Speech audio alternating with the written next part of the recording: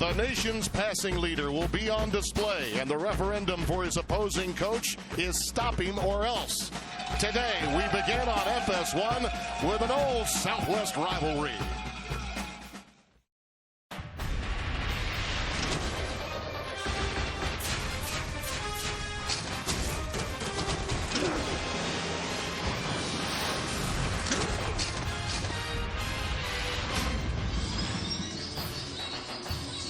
Senior Day and Celebrate America game is ready to come your way, where they dial up touchdowns.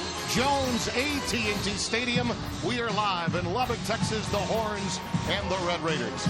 Hi again, everyone. Tim Brando welcoming you to our day on the Fox family of networks. And by my side is Spencer Tillman. And in Patrick Mahomes, we're looking at arguably the best quarterback in the country. Well, that's not hyperbole. He's the latest reason why Texas Tech is guaranteed to deliver at least 6 shootouts in any given year. The numbers bear witness. 2 parts to his game. I like the steady burn. That's where Cliff Kingsbury, his coach, wants him to stay, where he's making the right checks, the coverages, the reads, and then progressions. But I like the gunslinger part of his game, Tim. He's going to need both today. The numbers, 3,500 yards passing, leads the nation. He's outstanding when he does both. I like that part of his game. Cliff Kingsbury will let him sling it.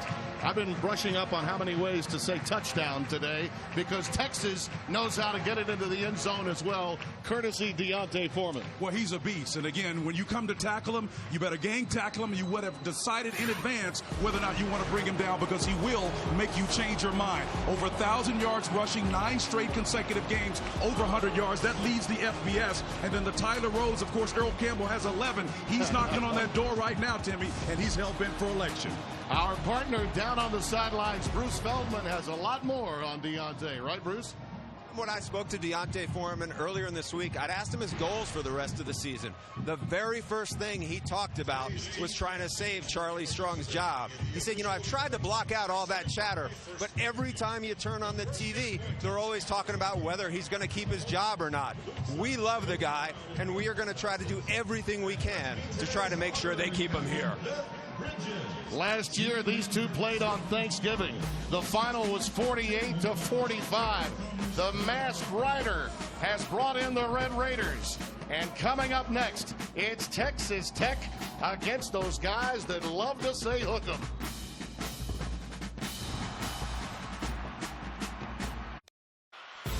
Both of these teams come in today riding high. Patrick Mahomes in the first overtime for Texas Tech. And then after a missed field goal for TCU, Clayton Hatfield booted it through for a much-needed road win. It was Deontay's brother Armante with a big catch against Baylor, setting up Trey Domingue, who's had all kinds of problems. And Trent Domingue put it through, and Charlie Strong got that much-needed win, which puts them in the middle of the pack of the Big 12 standings. Both are hoping to become bowl eligible, which makes this game here in early November so very key as you look at those Big 12 standings sponsored by Sonic. And there's no denying that this game means a great deal to both teams, both programs and head coaches. Let's get our 4 keys to the game, Spencer T. Well, there's no question, Timmy. This is a worst-kept secret that Texas needs to continue to ride Deontay Foreman. No one's been able to stop him. Texas run defense, it has been absolutely a sieve. They've been running, throwing it. And we talked about the 9 straight games that Foreman has rushed for 100 yards or more. You better come with intention to stop this guy. He's that outstanding. Then, of course, for Texas Tech, it's all about Pat Mahomes. He's truly a one-man wrecking crew. He's an outstanding guy to watch. But that part of his game, Malik Jefferson is going to have to step up. Charlie Strong is going to get all of his charges, understanding they've got to contain him and keep him within that tackle box so that he doesn't get outside and start to improvise. That's when he gets really lethal, Tim. Only 37 years old, Cliff Kingsbury, and Charlie's a young 56, but he's aged in the last 3 years at Texas, playing a lot of freshmen and sophomores, and the book is he'd better win the rest of these games. Good, bad, or indifferent, that's the story. Back deep is Reginald Davis III, number 2, awaiting the kick as Texas Tech won the toss and elected to kick off. Mitchell Becker will handle the chores, number 38, for the Horns.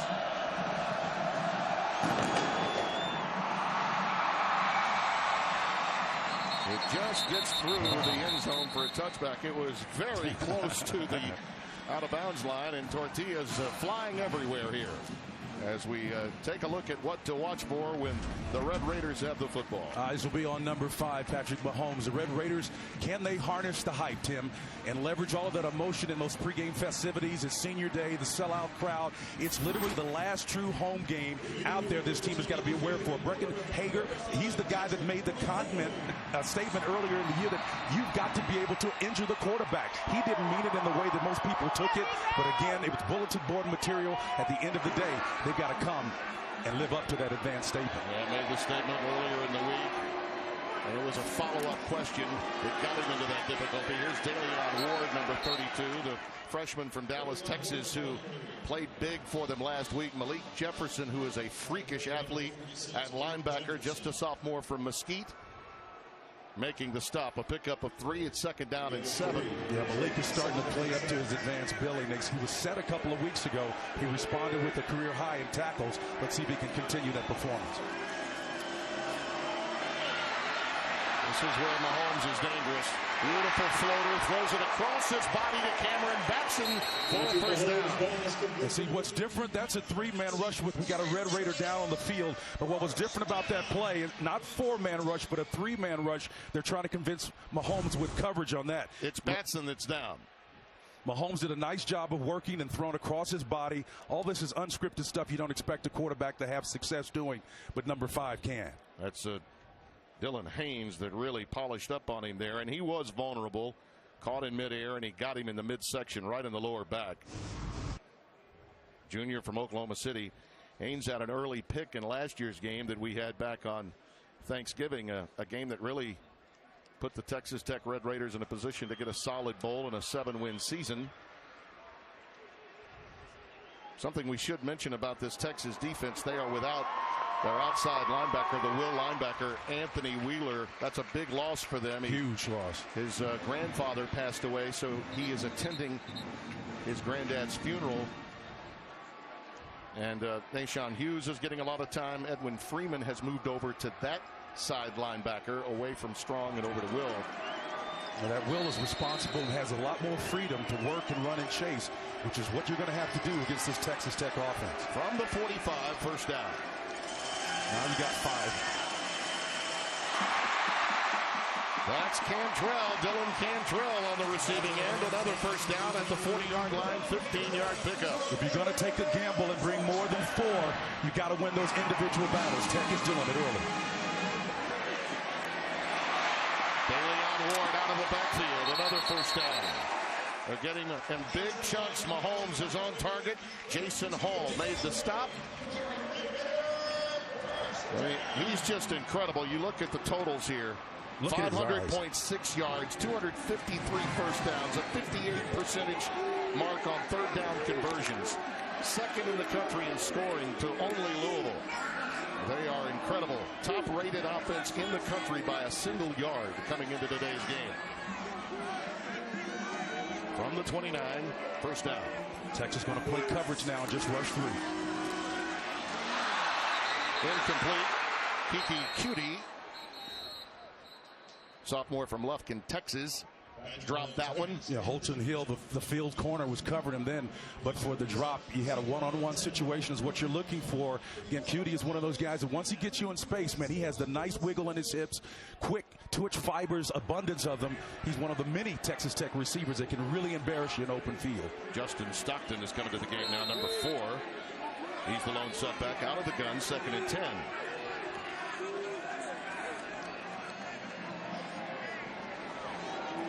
Texas showing a sugar look, pressure late. Out pattern. It's caught. Derek Willies, number 11, the junior from San Bernardino, California. John Bonney came from that field side. Again, the pressure was late, but it's man across the board underneath. Nice hands grab there. Bonney with the stop. But again, if it's man coverage, you're going to be challenging this back end, and that's what Charlie Strong needs his guys to step up and disrupt those types of plays. Ian Sadler's checked into the game. He comes into the slot to the top of your screen, number 12. Keep an eye on him. Late the substitution. Very late substitution. That's Boyette, 93, just getting in. They got 12 on the field right now. That's a problem.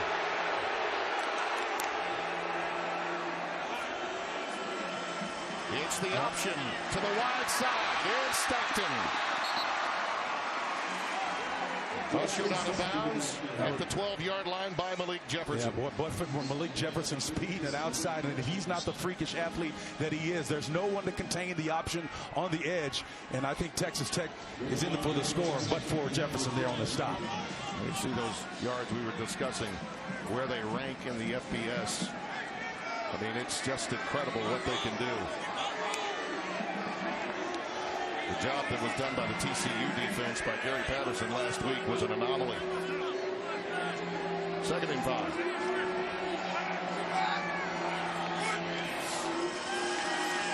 Mahomes' pass caught by Tony Brown. Stopped by Holton Hill in his tracks. You've got to make tackles in space if you're Texas in this area of the field. No question about it. They'll come underneath and try to get yards after the catch. We may have a measurement here. It's very close. Yeah, Holton's a big corner, Tim, about 6 foot, 295 pounds. He's a sophomore out of Houston, Texas. Watch this kid play a lot of high school football. He's sure enough to be able to make it, but they're going to have to do that consistently, will Texas, throughout the course of the next 60 minutes to win this game. Well, one of the things Charlie Strong is known for is running a lot of 4-man fronts. He's done that more since Vance Bedford was let go, his longtime friend, early in the season. But against Texas Tech, you really can't afford to do that very much. Now, you may down here with little terrain for Texas Tech to work with when the field shrinks.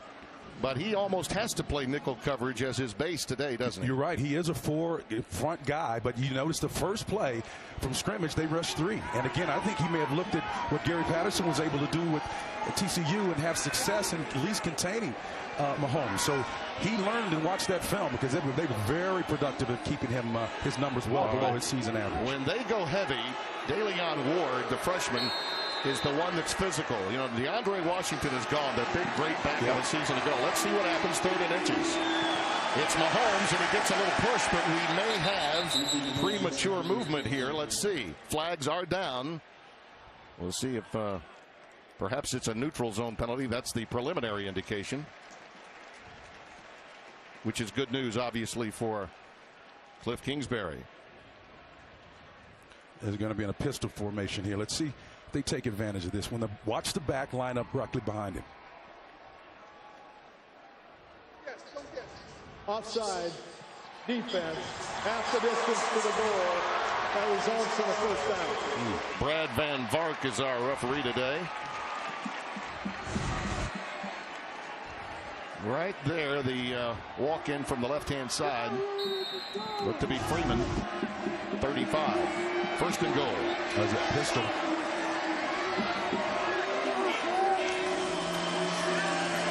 Beautiful pass. It's caught for a touchdown to Benson. He started it and he finished the drive.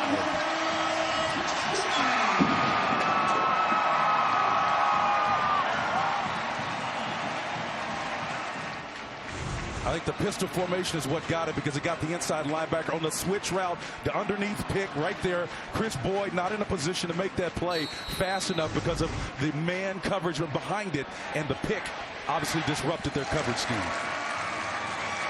Hatfield for the extra point. They held the ball for over 6 minutes to tie the TCU game last week. One of the longest drives that Texas Tech could ever have. This was a little more conventional by their standards, and they're up by 7.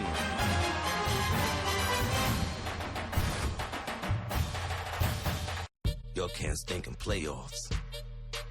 Your cans thinking division. Nobody catches ball. Your can's thinking Houston. Don't jinx it. Your can is Houston.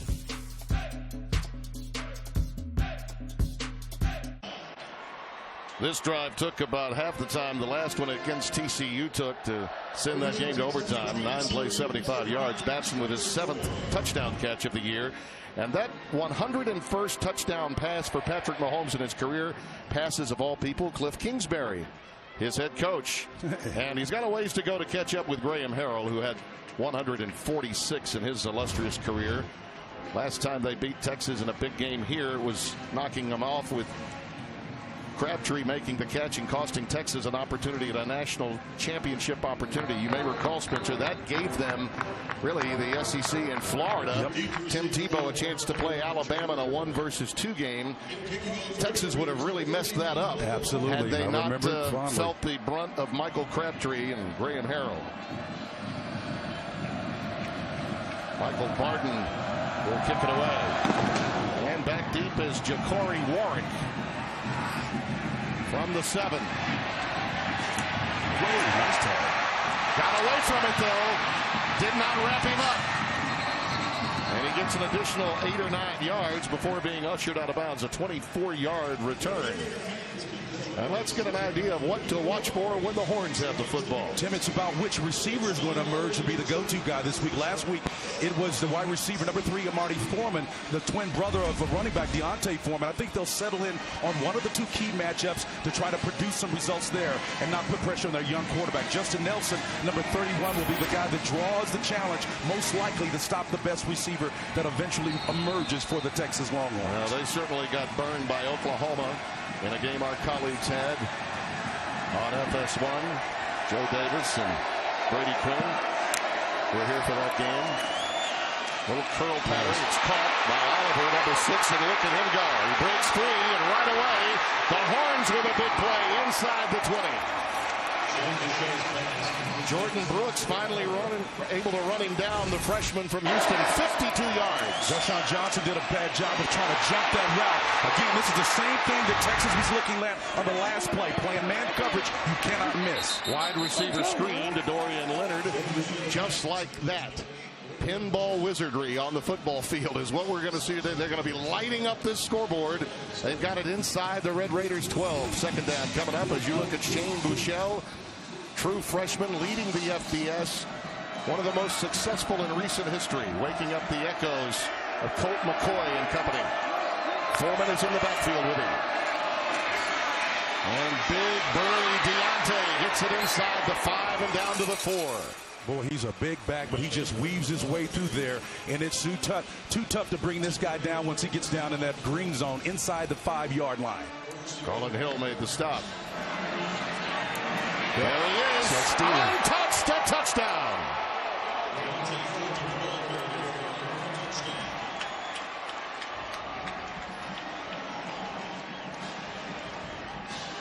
It's like stealing, Tim, right on that left side. Again, this set up by a big-time play that looked more like Texas Tech. Again, the read didn't necessarily need to be elongated. He stuck it in there. The end crashes. And then the back's in the end zone. That's like stealing, man. Trent Domingue, transferred over from LSU, has really had some difficulty. Went 1 of 4 in PATs. A nightmarish game against Oklahoma State. Charlie Strong was as happy for him as anyone getting that winning field goal against Baylor last week. It all began with a little curl route. Just sit down and grab it. Oliver did. And Jordan Brooks had to run him down. Not shortly after that, Deontay says, thank you. I'll walk in standing.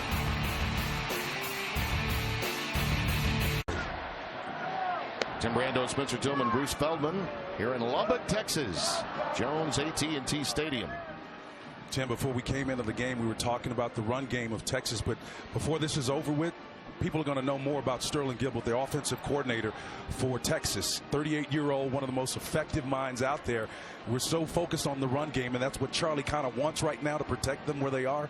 But once he gets this offense fully installed, and I know they're playing a porous back-end defense, but this Texas team is going to be solid once he gets his game plan prepared. Becker will boot it away. And it'll be another touchback. You saw Oliver and Foreman, the guys really responsible for getting the Horns into the end zone. Let's get now a Carl's Jr. and Hardy's game break from Mike Hill back in Los Angeles. And this one's quite delicious. Number 7, Louisville, scoring early and often against BC, but then that's no surprise because they got Lamar Jackson. Finding James Quick right here for the 30-yard score. 40th touchdown of the season. He also went over 1,000 yards rushing on the year in this one. 14-0 Louisville in the first. Timmy B, Spencer T, is there anyone even close in the Heisman race? Probably not at this stage. That's a heck of a point. And they're probably playing also, Spencer, with an edge because of the most recent college football playoff standings. I thought Louisville was shortchanged. Yep, but if Leonard Fournette steps up and beats Alabama, he'll jump back in the mix. Yeah, we'll see. Yep. That's Cutie again on the receiving end. Patrick Mahomes pass. Gets it out to about the 30-yard line. You know, that Louisville team, I thought, would be ranked a little higher than they were. The ball did come out after Cutie made the grab, but it did go out of bounds, and he was the last to control it. So it's obviously still their ball, but back at the 31-yard line, it did impact the gain, so it's 2nd and 4.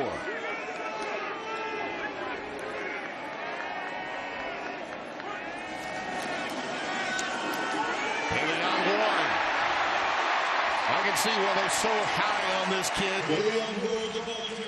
There's 156 yards and a touchdown, and 7 there. Edwin Freeman, number 35, made the stop. That's the option going the other way, and sliding safely at midfield is Mahomes. Another great gain of 8 yards. Dylan Haynes, number 14, covered him up. As they did on that play and the previous play, Texas actually played with great technique with leverage on the outside. Haynes does a nice job on that play, but it didn't matter. It was what Mahomes was able to do in his read and his succinctness with his system to make an extended play. 2nd and 4. They mark it at the 48. Ford again.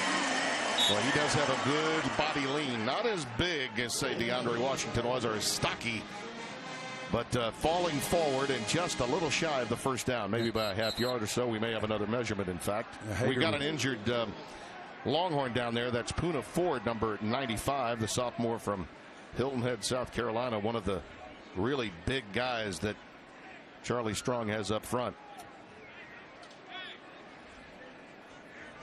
We'll take the break with him. It will be 3rd down and less than a yard for the Red Raiders when we come back.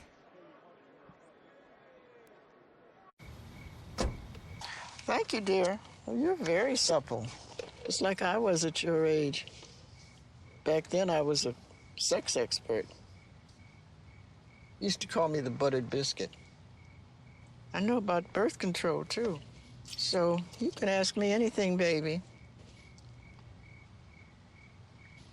Bedsider.org has birth control information and a lot more. And it's... Have you had sex in this car yet? A look at Poona Ford as the training staff takes a look at his lower right leg. As we welcome you back to Jones AT&T Stadium. Sun is trying to pierce through the overcast and misty skies that we had earlier this morning and into today. Look at that. 3rd down conversions, that's almost incredible. In the last 2 games, 30 for 45. And yet, Spencer, it might be this distance that's the most troubling for them. Yeah, Coach talked about that yesterday, and where that number is right now, it's pretty impressive. It leads the FBS. Can't do much better than that team. Well, we've got some pre-snap movement here. Looks like a false start, possibly. False start. Offense, number 32. 5-yard penalty, 3rd down. DeLeon tipped his hand there a bit too soon. He knew he was going to get it, and the anticipation for the freshman a bit too much. Actually, as I mentioned, though, 3rd and 1 might be more problematic than 3rd and 6 or 3rd and 7 for them. This will be a long 6 coming up now. But they really like the freshman, though. I mean, he makes some freshman mistakes from time to time, but he certainly can tote it inside. He wants it.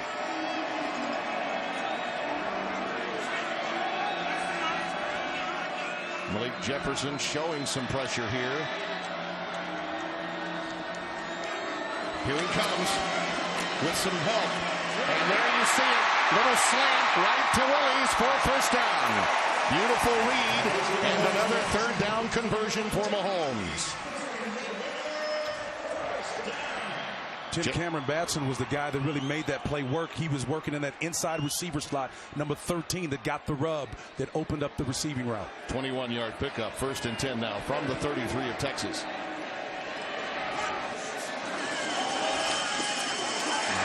Ward stopped in his tracks that time by Edwin Freeman. Here's the previous one. Yeah, here it is. It's that little rub on a switch route right there. They got it open. You can call it a natural pick if you want.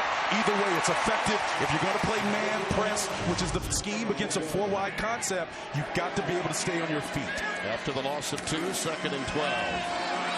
Mahomes throwing it deep. And almost into trouble. Willie's the closest offensive player to it. But Jason Hall was actually in a position that had been just a little underthrown to pick it off. Patrick just wanted to unload that one. And he can't do it. And he can put one knee down on the 40-yard. He can throw that ball 65 yards on the knee and hit in the end zone on the opposite end. He's got a big-time arm, very gifted, talented. His first start was against Texas here 2 years ago. In fact, Brady Quinn and I were here for that game. Everybody got hurt, including him. Then he touched a birdie, son. A walk-on had to come in and finish the game. Mahomes is in some trouble. Ad-libs for about a 10-yard pickup to Cantrell. Dillon takes it in. It'll be a couple of yards shy of a first down. P.J. Locke, number 11, the sophomore from Beaumont Central, made the stop, and it's 4th down and 2. What's clear is Malik Jefferson has been assigned to keep him contained, and that's one of the smart decisions they can make with this quarterback, because he will make a coward of you on the defensive side of the ball if you don't account for him. They've decided to kick it. Clayton Hatfield has come onto the field, so no need for a 4th down opportunity at conversion here. Mark it at the 32, a 42-yard try. From the right hash, Batson holds it. Well, I think somebody got a hand on that, and it still got through. I thought that ball was deflected somewhat, but he still managed to get it through. Almost had a poo-poo. Yeah, it had a little trajectory change on it. Let's take a look and see if my eyes didn't deceive me. Well, maybe not. I think it may have just gotten a tip, slight tip. Barely got through. It's 10-7.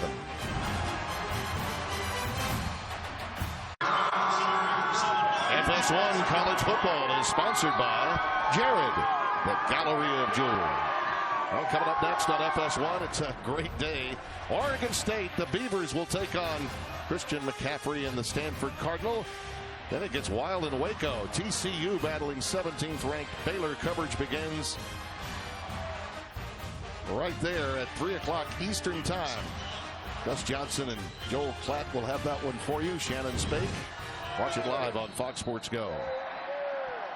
Hatfield's field goal is 9th in 10 tries this season. 23rd of 26 in his career, 90%. I think he may have chunked that one a little upon further review, as opposed to that ball being deflected slightly. It was more of like one of my 7-irons, Spencer. Got underneath it a little bit. Yeah. That one is through the end zone. Warwick will have a touchback and will bring it out to the 25. Another game break now in Los Angeles. Here is Mike Hill. Texas A&M number 4 in the first college football playoff ranking. Some people not too happy about that. Well, Mississippi State trying to make sure that doesn't last long. The dual threat quarterback Nick Fitzgerald, 74 yards by himself. It's 14-0 Dogs in the first. Tim, Spencer, back to you. Yes, that was a point of contention. Yes, it was. Even with the Fox family yesterday.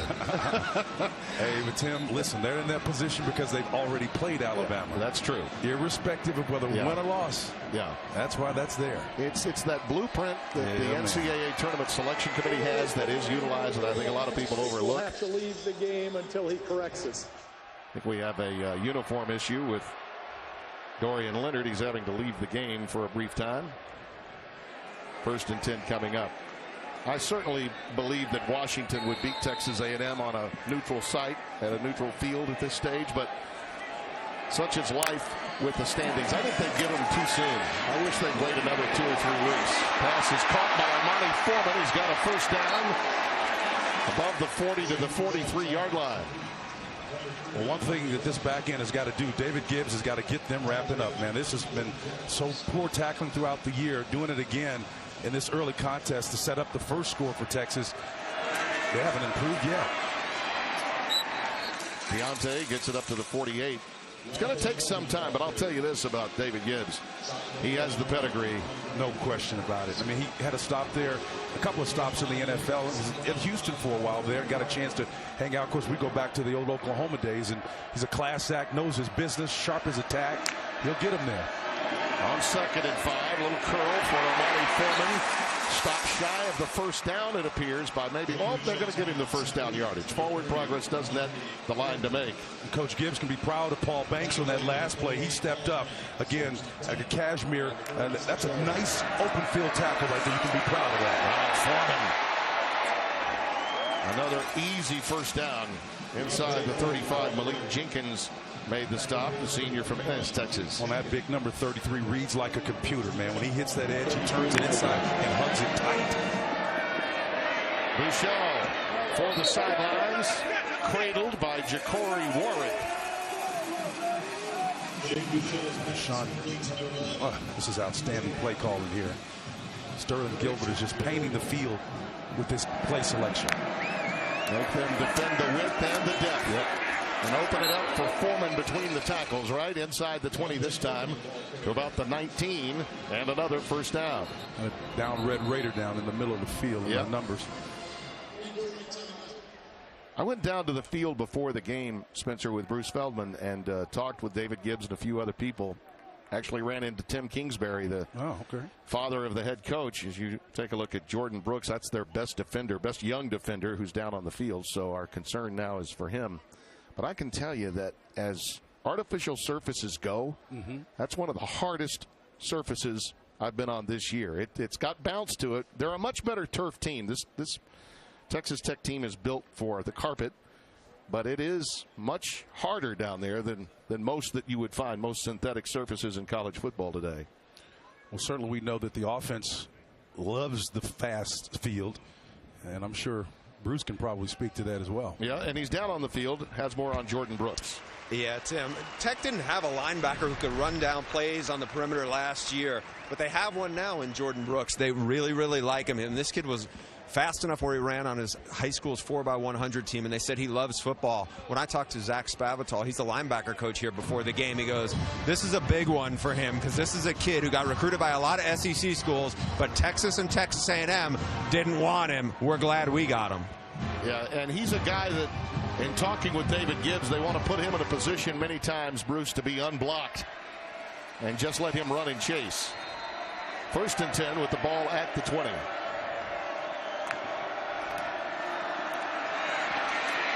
Foreman ahead for about 3. Nice job defensively by Tech turning that play inside, not giving Foreman the edge, which he's had plenty and ample of opportunity to bounce and take advantage of. 6 carries for 36 yards already for Deontay. You see the run pass selection on this drive, and Sterling Gilbert, the offensive coordinator, picked up from Tulsa, but really a Briles protege, came from the Baylor system. Of course, that entire Tulsa staff and his head coach came, of course, from the pedigree of Art Briles. It's the quick pitch to the wide side, and Foreman cuts it back. Good penetration that time from Texas Tech defensively. Washington and Keenan Ward coming up from strong safety, number 15, to help out. Yeah, Broderick was there, and there was a lot of red shirts. That was the key. If Sterling Gilbert looks on the offensive coordinator, he's got to find a way to overcome that. That was just a game tackle effort, and the young, impressive offensive coordinator is going to find a way to try to stress this defense with 3 to the field. Now let's see what he's got. Trips to the top of your screen, as Spencer mentioned. Colin Johnson, number 9, is the wide receiver at the bottom of your screen. Looks like we're going to take a timeout for Texas Tech defensively. We'll be back for 3rd down in 30. 4:36 remaining in the opening quarter. How's it going? Hi. Today we're going to be comparing the roll-formed high-strength steel bed of the Chevy Silverado to the aluminum bed of this competitor's truck. Awesome. All right, let him drop.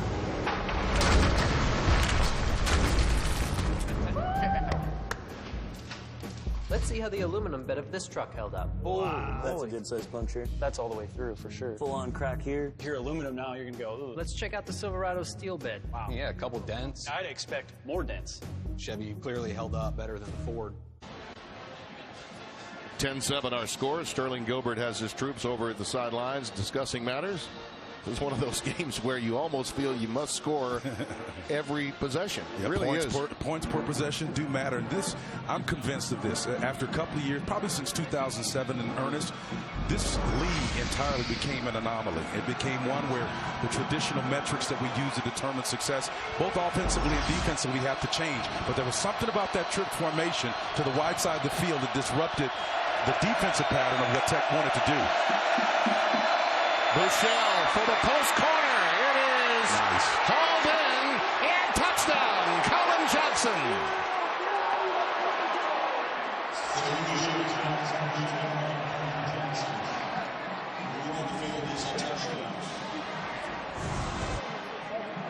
Where here's the route here. It's the inside receiver on the corner post route. That's a nice job, the corner route.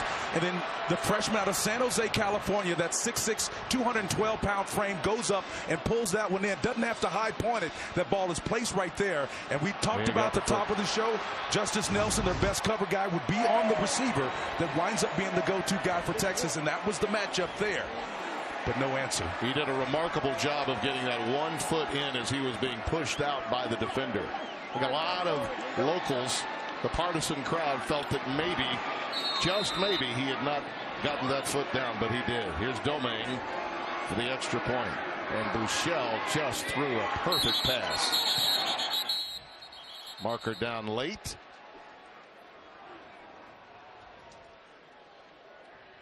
I love the idea behind not reviewing that, taking the time to review it. Offense number 76. Let me 5-yard penalty will play the try. It goes against Kent Perkins. Let me say thank you to David Ames, our replay official. Indeed. Because that was not, I mean, he clearly had the foot in. We've had way too many reviews when we didn't need them in the college game recently. Domingue again will try from a little further back out of the hold of Trey Holtz. The name sounds familiar. It should. It's Lou Holtz's grandson and the son of Skip Holtz, the head coach at Louisiana Tech. Collins brought it in, foot in, no replay needed. Play on. It's going to last 4 hours anyway.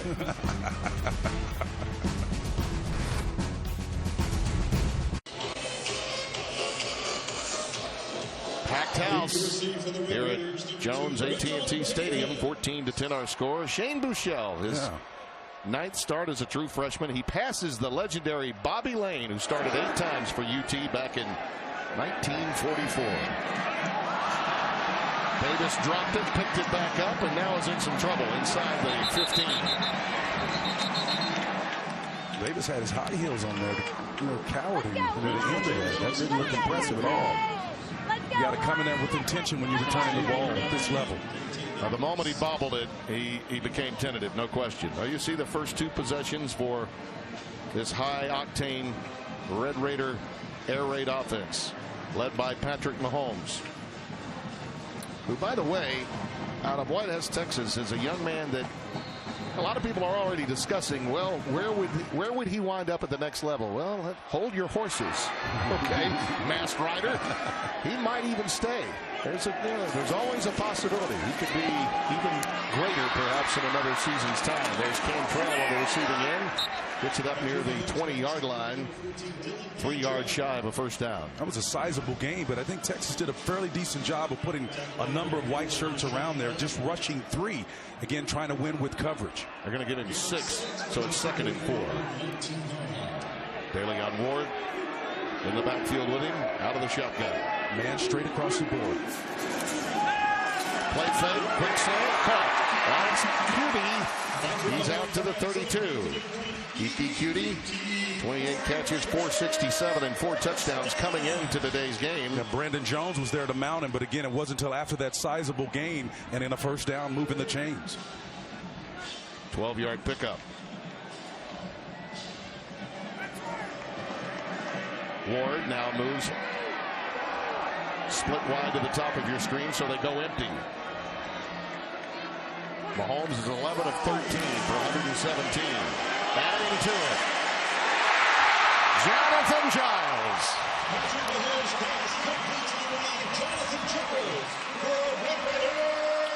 Give him 30 more in the air. Beautiful read. Texas was rolling to a single safety high look late. Safety didn't have enough ability to get over there fast enough. A lot of water for him. Next play.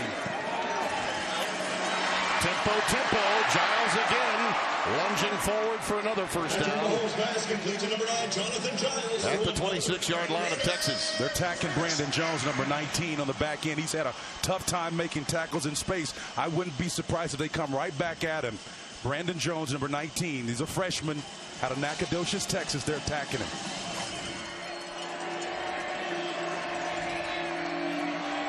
Bailey on Ward, the lone setback. Willie's number 11 at the bottom of your screen. It's Ward. Beautiful cut.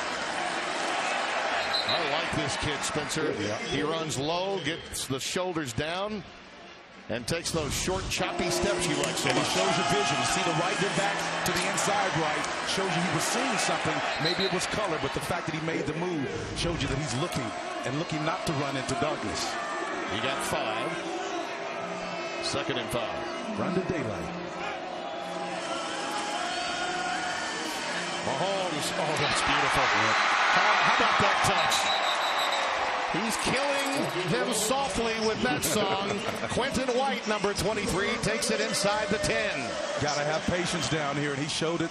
Did Mahomes on that play. Now tempo is their friend. Yeah. Little Roberta flat pass there. Here's Ward. He stumbles down to the 6. This is just a thing of beauty. Yep, the eyes are downfield just for a minute, and he comes back and floats that right over the top.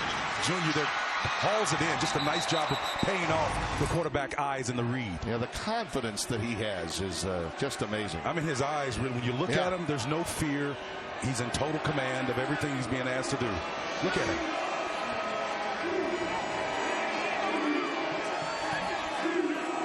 Boy, this is going to be another one of those 3-minute drives. That's an eternity for this offense. See if they move this pocket to the right.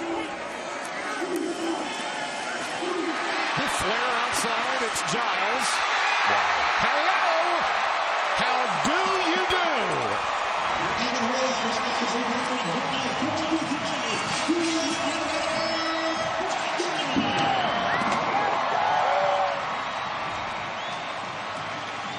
Asked Coach yesterday, who's your best athlete out there? And I said, is it number 9? He said, yeah, it would be him. And here's why. The ability to seat that ball properly and then keep his balance and walk that line and hit that in line. Oh, that's sweet right there now. 12th touchdown for Giles. Jonathan bringing back some Jakeem Grant memories with that play, huh? And he's got speed and much to the chagrin of Charlie Strong.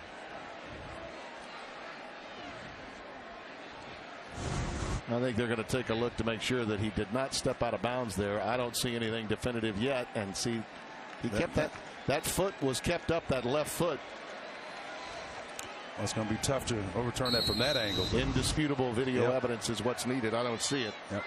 Hatfield for the extra point. Oh, that one was blocked. That one was blocked. Puda Ford, who was laid out earlier, comes back in with bad leg and all, manages to get his big mid up there and knock that one down. Remember that one. But Jonathan Giles got it started with a beautiful catch on a 3rd down conversion. And as a lot of country western fans would love to say in this part of the country, he walked the line all the way home. Got it.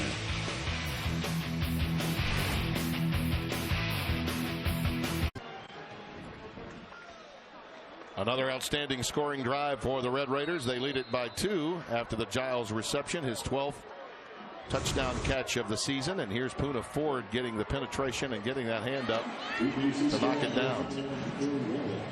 That's about 300 pounds leaning in. He knew right away he got it. That's just want to there. And Ford, as you said earlier, getting off the ground and coming back and engaging and having an impact. Ja'Cory Ward will take a knee. Another game break. To Los Angeles we go, and Mike Hill. Texas A&M heard all the controversy about them being number 4 in the nation, the first college football playoff rankings. Down 14-0 though against Mississippi State, trying to fight back. Trevor Knight doing it himself, the 19-yard run, diving into the end zone. But Knight on the sidelines dealing with a little bit of a shoulder injury right now. We'll keep an eye on that. 14-7 Dogs still in the second. Dan Mullen's team is in search of a signature win. They could really use one. They've had a lot of narrow losses. Went on the road and had a tough out against BYU. Got crushed at home last week. Very important game for them. As you see Deontay Foreman moving ahead. Flag. The marker is down. You're right. Just as he went down, the flag came down. He got it up to the 30. Holding. Offense, number 64. 10-yard penalty. Replay, first down. Jake McMillan, 64. sophomore from Abilene, Texas. Tim, to wrap up that thought a minute ago when you're talking about Dan McMullen, and another one of the teams that has lost a quarterback that is struggling the year after. We saw it with Oregon again. Just the latest example of that. Dak Prescott doing a wonderful job for the Cowboys.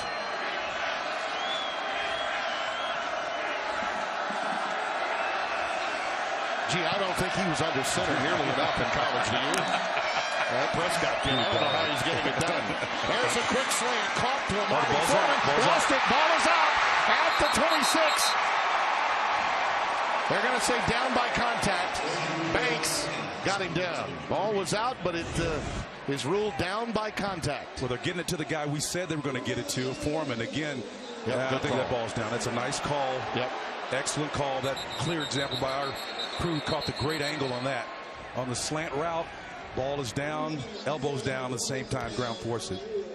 Paul Banks is the guy that hit him. It did come down, or come out as he hit the ground. Here's another look. And this is the definitive look, too. Yeah, that's a great look. That's the great angle. Elbows in contact, ground, balls out.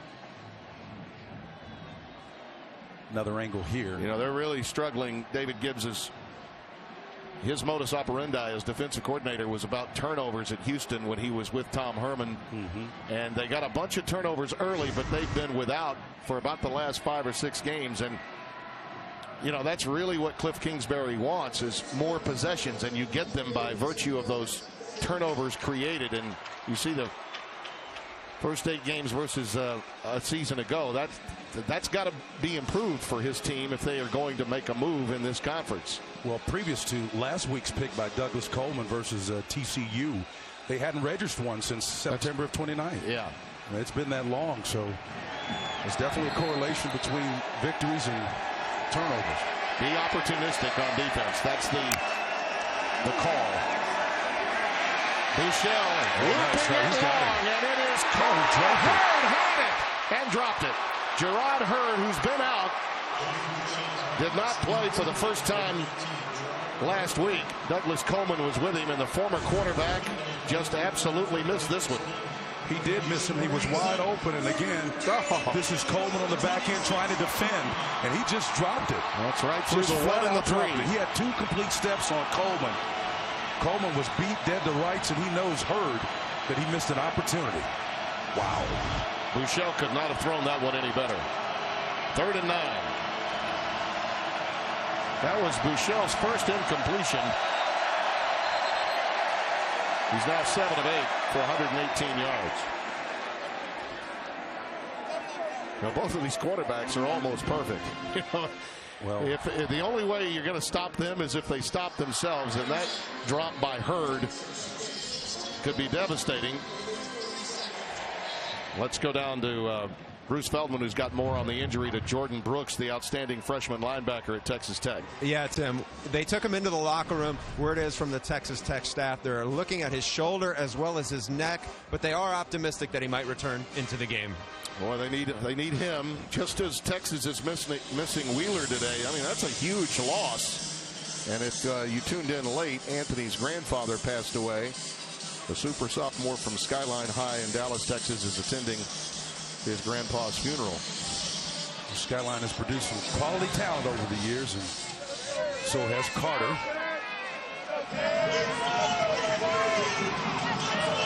Nothing like that Texas 6A high school football, baby. 3rd and 9.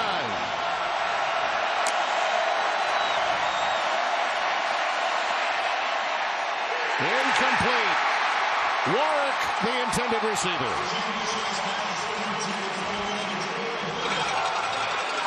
Johnson in coverage did a nice job. Jashawn Johnson, number 7. Yeah, there was a little bit of inside pressure, too. The nice spin move.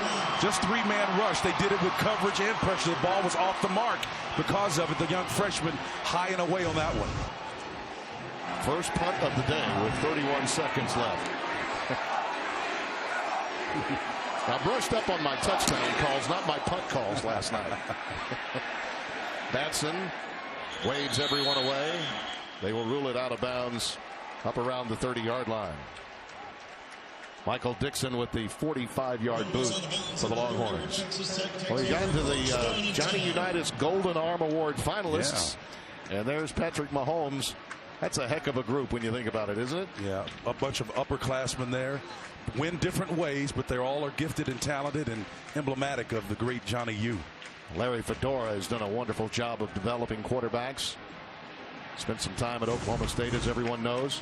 Now with North Carolina. Here's Mahomes from the 30-yard line on first down. Texas Tech leads by 2. Had an extra point blocked.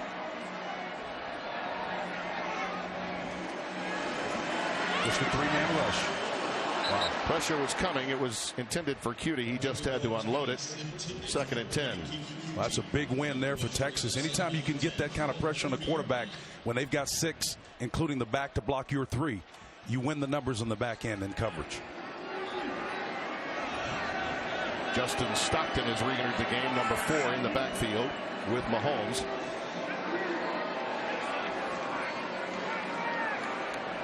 Veteran center Tony Morales helps with the reads, number 51. Stockton got a good bounce.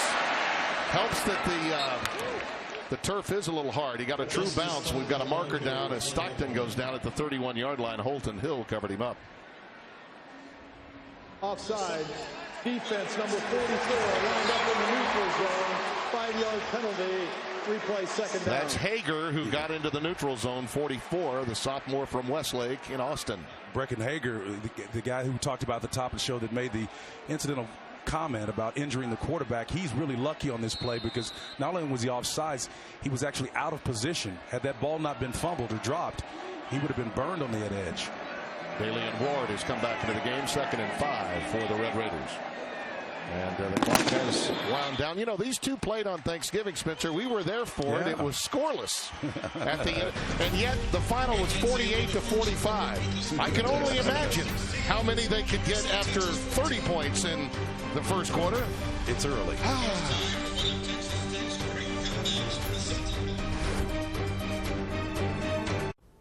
Everywhere that we go, he makes people laugh and makes people smile, and I feel like I have that quality. He's the one who always takes me fishing. I watch golf with him.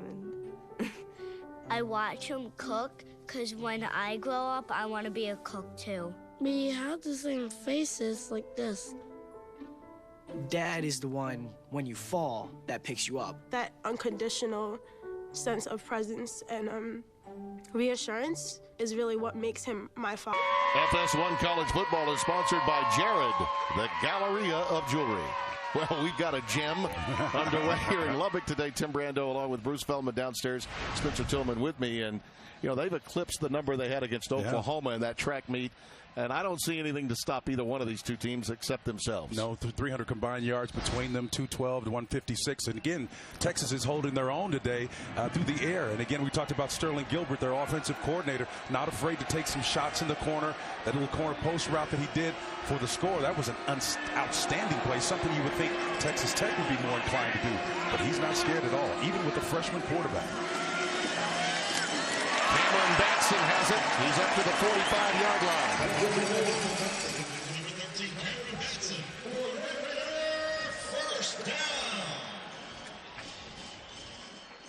Edwin Freeman is getting a workout today. These outside backers, Spencer, are going to be exhausted at the end of this game. And they're going 5 wide now, which is going to put more stress on them. If they can get the right personnel in, they're going to probably have to take a timeout. Timeout. Texas Tech. That's their 2nd timeout of the half. There you see the numbers at this stage. Already 8 different receivers have been utilized. Well, tomorrow starts your Sunday with Fox NFL Kickoff and America's #1 pregame show. Then it's rookie sensation Dak Prescott. Pretty good 4th rounder, don't you think? I think so. And the Cowboys battle the Browns, or the Eagles collide with the Giants, or other regional action. Coverage begins tomorrow at 11 Eastern on Fox. You can't hide talent. I don't care what NFL combine you go to. All right. Dak Prescott had the goods, and Jerry Jones was the beneficiary of a lot of soon-to-be out-of-work general managers passing on him. Well, we talked to Cliff Kingsbury yesterday about how the college game is being influenced up. In other words, it's the pro game that's benefiting from what some of these younger cats did on the collegiate level. And before then, the high school level. Oh, that ball was bumping. Yes, it was. And down he goes at the 40-yard line. Edwin Freeman makes the stop. I think on the read there was some issues there with Ward. Let's see. Yeah, Freeman out of Arlington, Texas. The ball was there, but Freeman was there to, if it did come out, he was going to be all over it. Again, nice job of Freeman coming in and settling in for the tackle. I think he waited a little too long to get it out of there on that read look to DeLeon Ward. 2nd and 14 after the loss of 4. And this is those rare 2nd and long situations you want to stay out of, but they're going to play coverage with Texas. Nobody pressing those receivers. Mahomes against max coverage. Gets it out to Ward, the safety valve, and he scooped it up. I think he did get it before it bounced out to the 44-yard line. He's still a yard shy of the original line of scrimmage. Holden Hill made the stop. Holton did a nice job of limiting that play. Again, that was a coverage victory for the Texas Longhorns there. And the Houston, Texas native, all 6 foot, 192 of them, did a nice job on that play. 3rd and 11. Just under 60% on 3rd down conversions.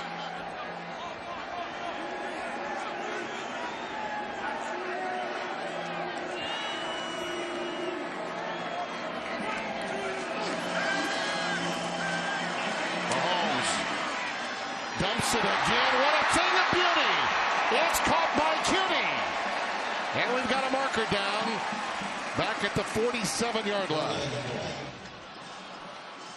A lot of bumping up top and hands and fighting on the release. Wonder sometimes in these situations if it's not a lineman downfield prematurely too.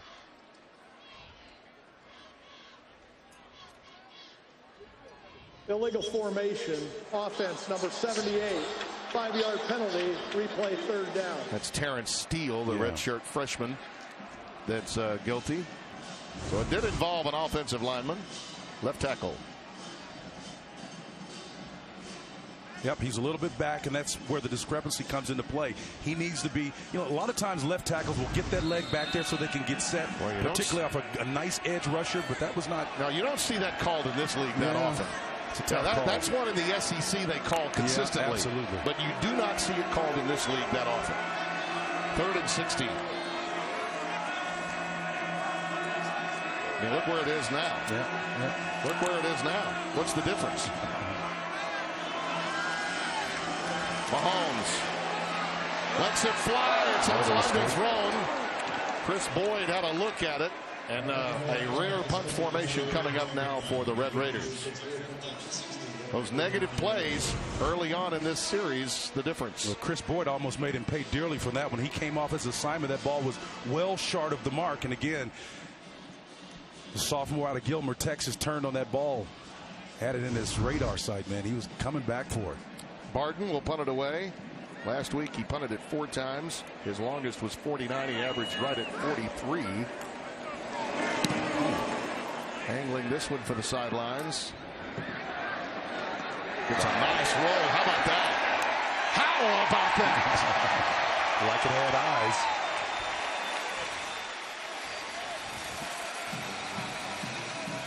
It's one of those when you play links golf, right? Let it roll up there. Let's see if Deontay Foreman can get it rolling. And we haven't even seen the 18-wheeler yet. Stay tuned.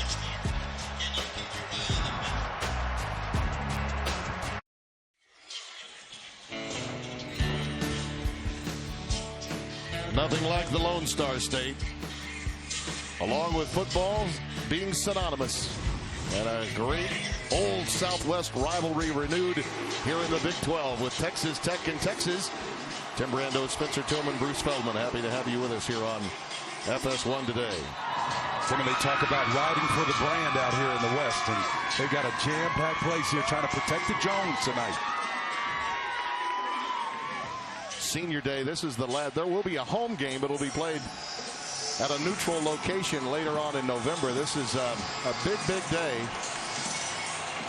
And it does appear the 18-wheeler right on cue as we went to break, right? Let's see if he can make a better read than he did against Baylor. Even though they got the win, he missed a clear read. Takes it out of his end zone and forges ahead. That's why you bring that package in, right? All the way out to the 9-yard line. So a healthy gain of 8 to give them some room, and Buechele will come right back onto the field. It's really interesting talking to Charlie. You look at Swoop's numbers, they're outstanding numbers. He's nearing in for 1,000 yards rushing, which will be an unbelievable stat given the amount of time he plays. Grand company at the position. Absolutely. Not many guys that played the quarterback position have rushed for 1,000. 2nd and 2. Foreman the setback, and he gets it out to the 14-yard line, and just like that, some room for Texas to work with. Pipkins, number 9, the nose, senior transfer from Kansas City, made the stop. When you're averaging over 5 yards a carry, it's easy to make that kind of decision and get yourself out of trouble. Let's see if Texas can open it up a little bit here. Buechele under pressure unloads that one. Intended for Leonard, but he got some heavy-duty pressure right up the middle that time. Yeah, Malik Jenkins was there, number 41. Again, you can see him on the outside. Get that hand up in his face, and Jenkins was there to put pressure on Buechele. 2nd down and 10.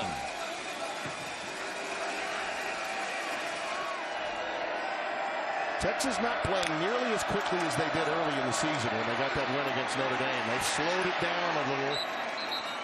As you see Foreman ahead to about the 18. Jenkins made the stop. You know, David Gibbs talked to us about that yesterday. He said, I don't know if Charlie Strong's going to last, but I'll tell you this, he gets it. He's understood over time. The best thing to do is limit the number of possessions and let the big guys tote it. And he was really impressed with the job Texas had done against Baylor by slowing that pace of play down. And he showed us his case statement for why that was the case, citing several plays in several games where it worked effectively. Colin Johnson, the recipient of that aerial. And it's a 1st down. I mean, Gibbs really engages that whiteboard, man. He really, he's a scientist, man. He goes by the numbers, and there's something to be said for it. He's right on. Well, Sterling Gilbert, give him a lot of credit. Understanding you have to adjust and adapt as the matchups take place. That pass, again, under duress, overthrown intended for Leonard. I don't know if Leonard, they're going to discuss whether he caught it or not. Yeah. Even if he didn't catch it, that was a big-time throw. Yeah, it was a big-time throw, but it's ruled incomplete. Yeah, his both feet were off the ground. And again, I think this angle is going to do it. You can see both hands are off.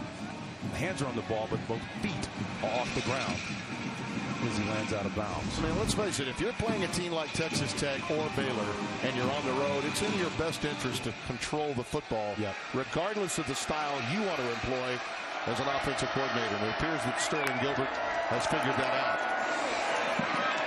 Foreman! See ya.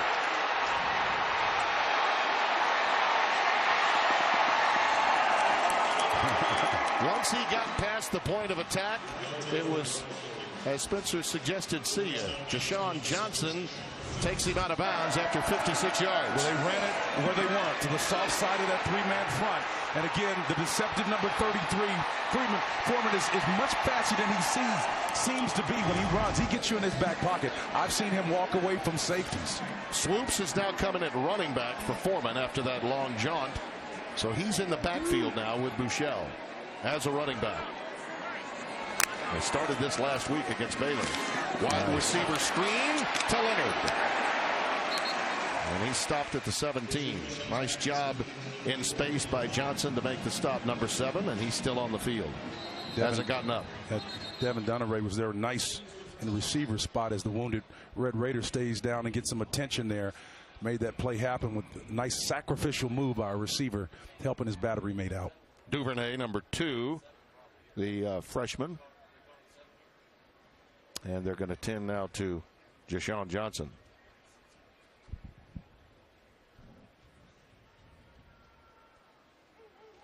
This Texas team, as you look at the young man that's on the field, Ja'Shawn Johnson, hope that he's going to be okay. Looks like he's going to get up and need a little bit of assistance to the sidelines. Yeah, this Texas team has, I think, Spencer, evolved even with the defeats. And I know how tough it is. Everyone's talking about Charlie Strong's job, game in, game out.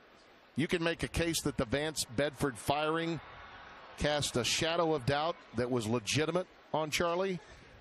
But in 3 seasons' time, and with the culture change that he had in play, and with as many freshmen and sophomores as he has to play, I think his case to stay is pretty good. I think so, too. I really do. Anytime you're trying to change culture, it's one of the most difficult things to do. Anybody that's been part of business, even nonprofit organization, it doesn't matter. It's tough to change personality. By the way, I misspoke. I meant to say demotion. Vance is still on the staff, but he took away his duties as defensive coordinator. That's tough.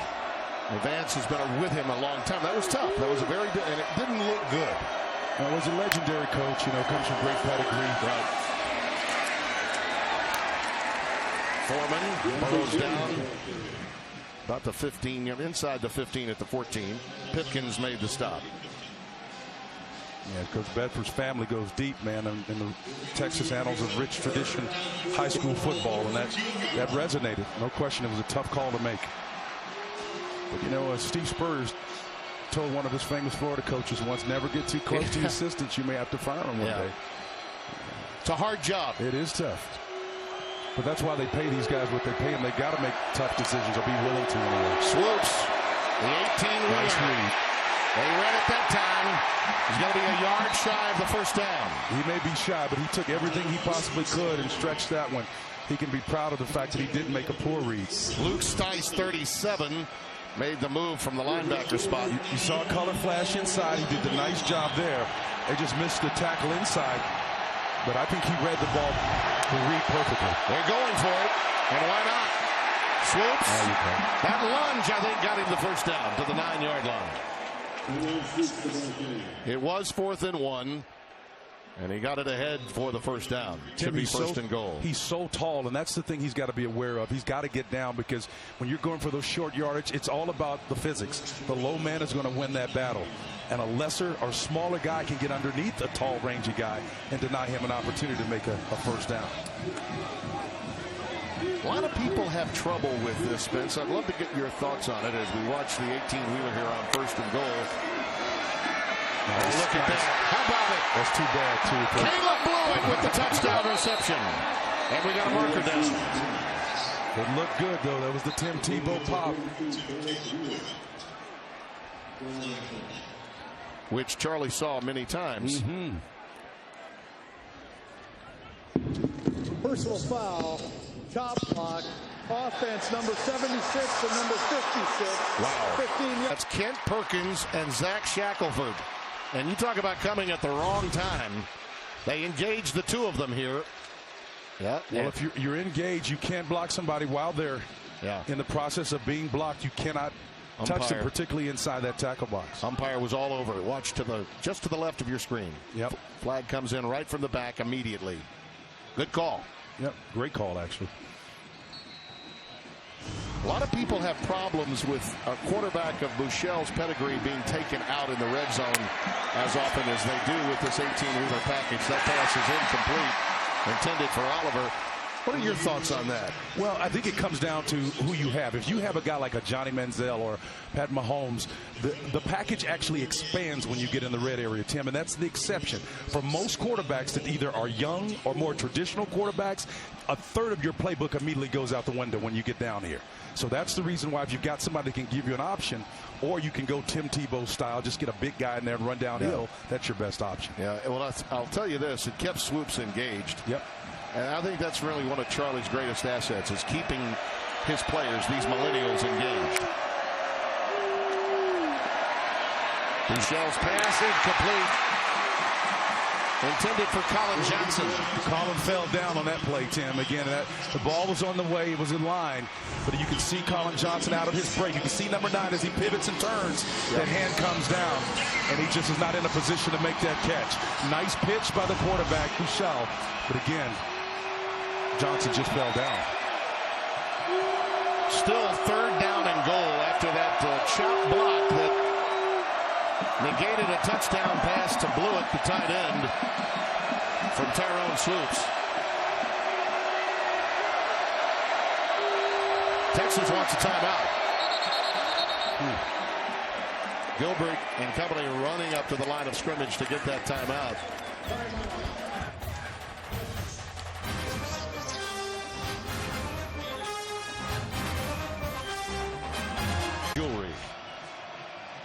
While we have a second, let's go to Los Angeles, get a game break from Mike Hill. All right, Tim, 9th-ranked Auburn on a 5-game winning streak with a tough fight with Vanderbilt down on the Plains today. Kyle Shermer finds Jared Pinkney for the score. It's 13-10 Vandy late in the second. Auburn quarterback Sean White isn't playing in this one due to injury, so his backup quarterback John Franklin is in there for him right now, down by 2. And the cannibalization of the SEC West continues. White was maturing as a quarterback, had him on track. Yeah, that very few teams as hot as Auburn going into this week. You're right. 3rd down and goal here. Foreman the setback. Right up the gut. Right up the gut. Oh, takes a shot and keeps on moving. Can you believe this? Oh, my Would it God. be? Could it be? It's taken away. It's coming the other way. And the official's down. An official is down, and a Red Raiders got it. Douglas Coleman, touchdown.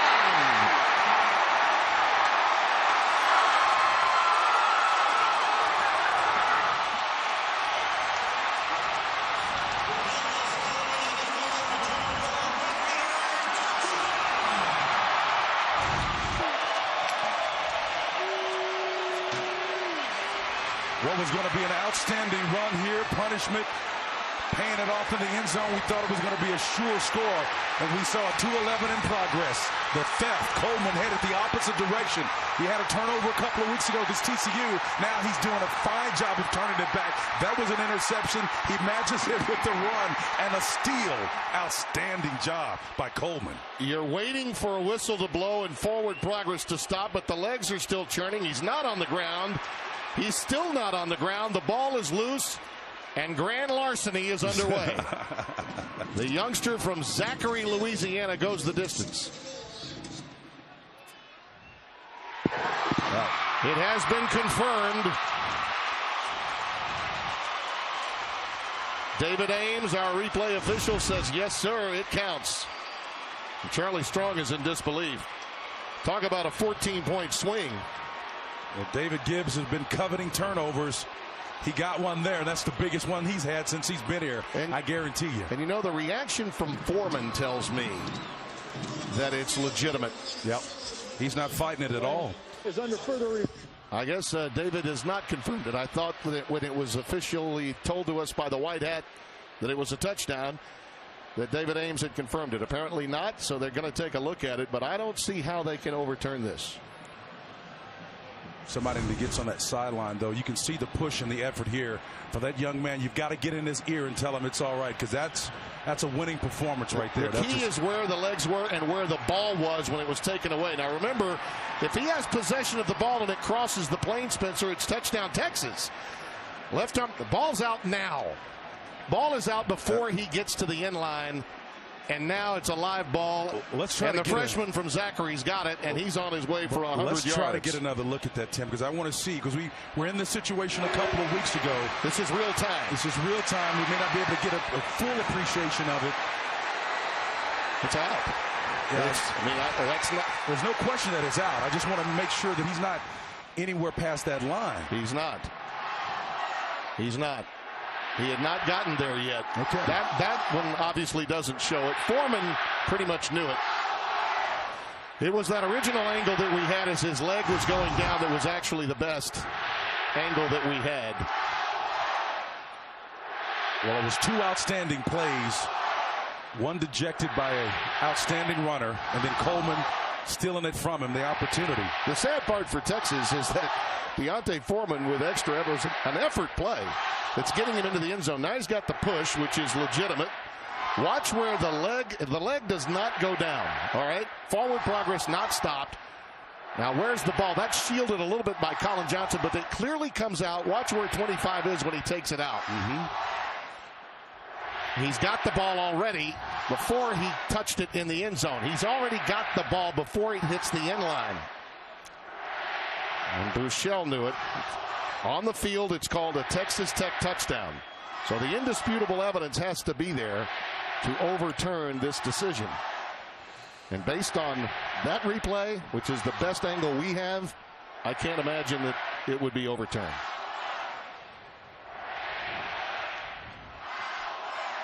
I think you're right on this call. I would like to see it one more time, though. I would love to see it, man.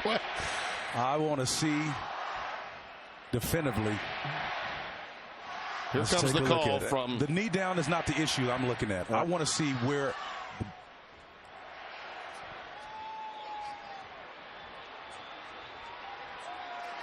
And of course we lose the public address microphone, but it is confirmed. Brad Van Vark, we could not hear him, but they certainly did. And it's a touchdown for the Red Raiders. Part of the reason I felt so sure of myself was the reaction of Foreman. Deontay Foreman knew.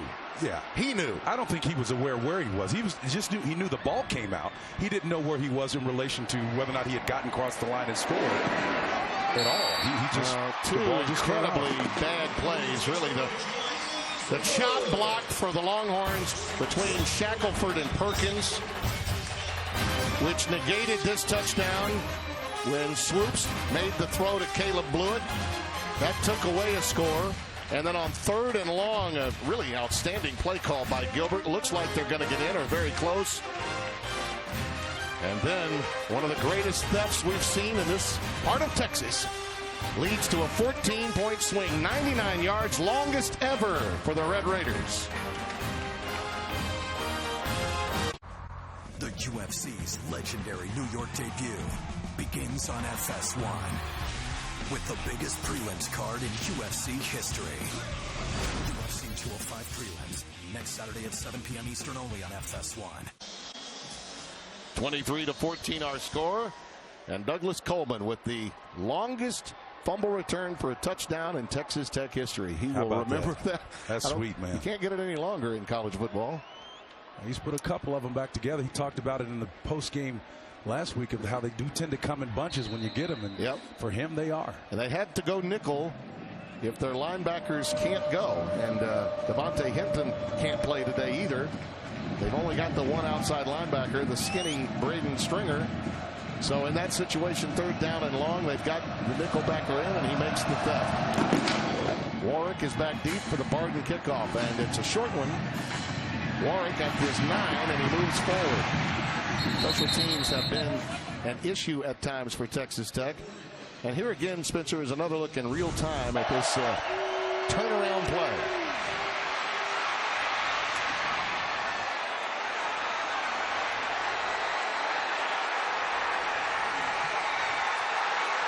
And we looked at it over and over again.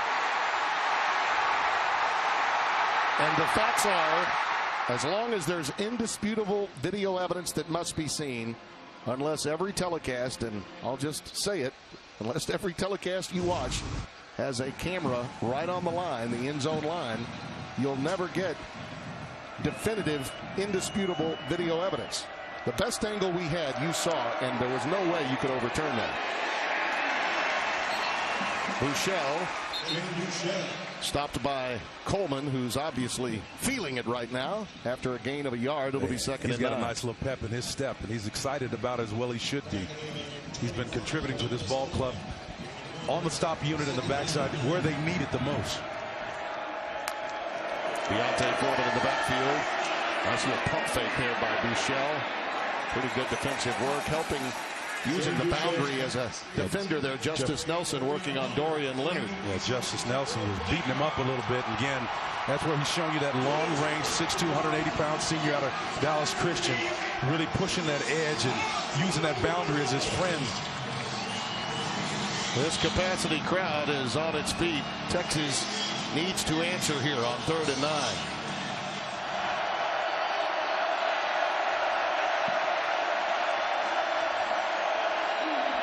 Tech going to play a little press man here.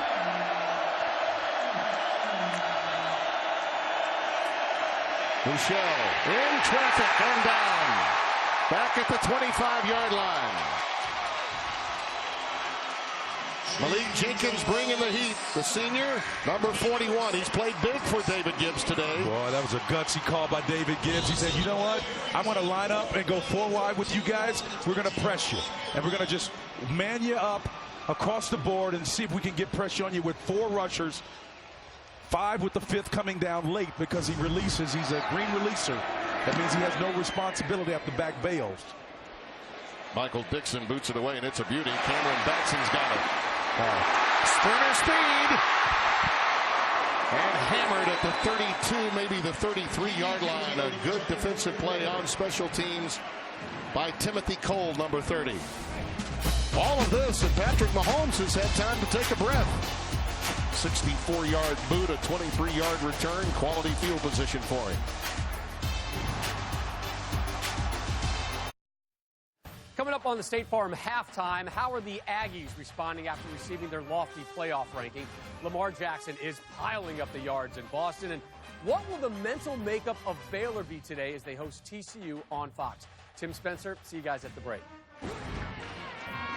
Well, that's a wonderful question that Rob just posed. The mental makeup of Baylor going into that game on Fox with Gus and Joel and Shannon Spake later today. We come back to action here. First down. Justin Stockton is in the backfield now. Mahomes finally on the field. With a wide receiver screen over to Willie's, incomplete. Late pressure there. Forced him to get that ball out. Yeah, I'm interested to see how Baylor responds. I think they're in a tough spot. They could go either way, Tim. Yeah, they could be in a mental dungeon. Given where they are off the field and the loss as well. And the edge that they had was about staying undefeated. Sure. That was driving them. We've got a marker down pre-snap.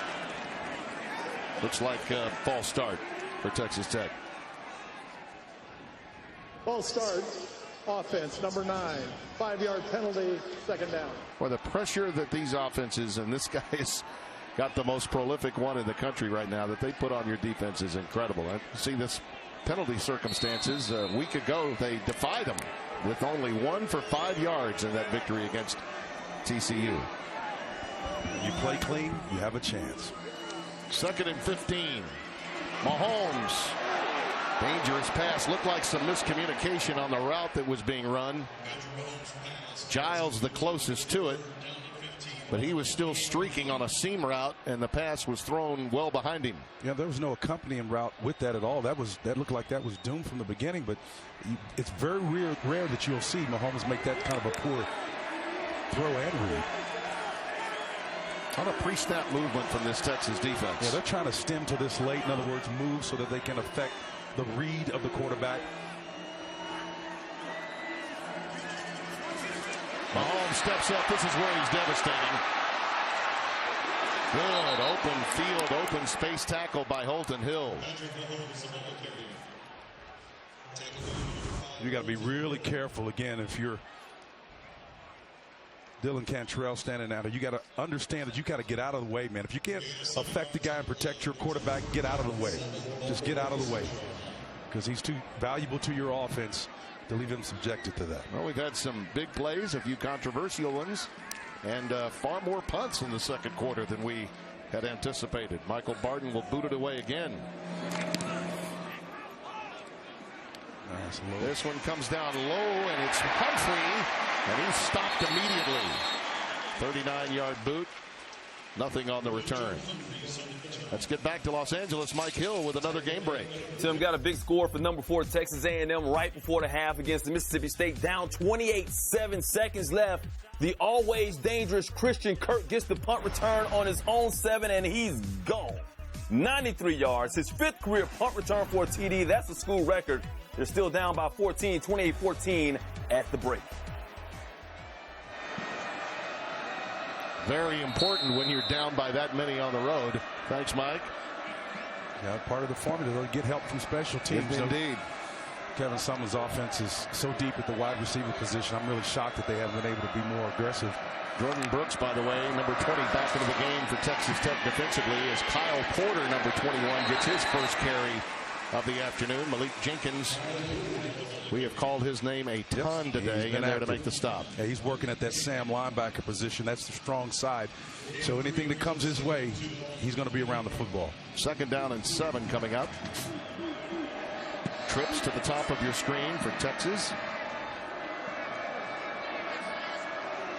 Keep an eye on Jake Oliver. He caught that curl and went for 52 yards. We haven't heard from him since. Out of that slot up at the top.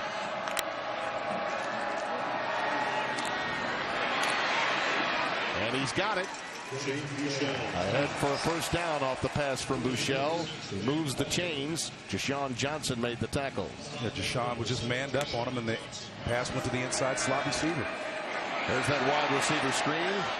Amani Foreman trying to break free. Cannot. Stopped at the 43-yard line by Johnson. Jashawn very active. Not as dissuaded at all by those wham smash screens where a lot of close bodies and everybody's trying to get a pick in there. It looks really wicked, but if you can bust out of there, you can get a big one, because typically they're playing man coverage. Looking for that other wide receiver in the bubble screen to make the block to spring you. On 2nd and 5, it's Porter. Nice speed. He's a nice compliment to Foreman, isn't he? Gets him to the yeah. 38-yard line. Johnson again made the stop. You know, Foreman's a big guy, a big loper, deceptive speed, but this guy is a nice change of pace. Cat quick, kind of smoke through a keyhole kind of guy. He can find himself plenty of space inside there. Buechele. That was sort of a jump ball opportunity between Duvernay and Coleman. And it falls incomplete. 2nd and 10. And Duvernay possibly could have come back after that one. Again, he had a separation. That ball was thrown high. The safety was bearing down on him.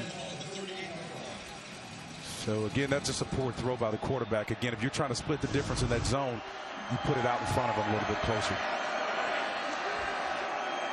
Amani Foreman is split to the top of your screen. We haven't seen John Burke get involved either. Porter. Fresh legs, baby. Inside the 10. Out at the 9.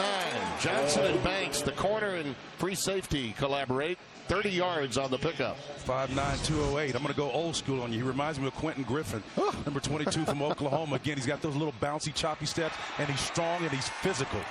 The way he's able to finish runs off, outstanding job. The way this game shapes up, that 14-point swing could be huge. Oh, yeah, big time. The touchdown that wasn't to the touchdown that was for Texas Tech. Porter was stumbling as he took the handoff, and Thomas, 99, got on top of him. But he was aided by Porter already losing his balance as he was receiving the ball from Buechele. Killian Thomas obviously was right there. Number 99 saw it. Again, he just jumped right on it, played a nice firm position, wasn't blocked at all. That may have scared Porter. See that guy up. He's already got 51 yards, Porter. Buechele. Nice. Post corner, and it's tipped away late. Heard the intended receiver, the defender, Justice Nelson. Well, Justice Nelson did a great job. They put the best defender on the best receiver, or at least the first receiver options. You can see bearing down hard was Justice Nelson. He knew immediately. He got those long arms out there and plucked that ball away at the last minute to deny an opportunity for Texas to score. That's great technique. Yeah, it was beautiful technique. Look at those long arms, those levers on this kid. This is a dream for a defense to have a guy like that with those assets. 3rd and goal. Buechele tries it again. This one is caught. Touchdown, Johnson. Colin Johnson. Boy, he loves that fade and that little quick move to the post and then dance to the corner. And you talk about courage, he goes right back to the guy that just beat him. Once again, number 9, the best option that they've decided today, beats Justice Nelson, the one who just denied him on the previous play. You can't put the ball any better than that. You can't have the courage from a coordinator standpoint to make a better decision than that sequence that we just saw there. That's outstanding football all the way around from top to bottom. Love the composure that Buechele has. There he is chatting with Sterling Gilbert. I mean, you wouldn't know he just threw an incredible touchdown. Look at that. Countenance on the kid is unbelievable. Domingue's extra point is good. Colin Johnson, freshman from San Jose, best friends with Shane. They watch a lot of film together. A great pitch and catch combination for the long term at Texas. His first career touchdowns, 2 of them coming today.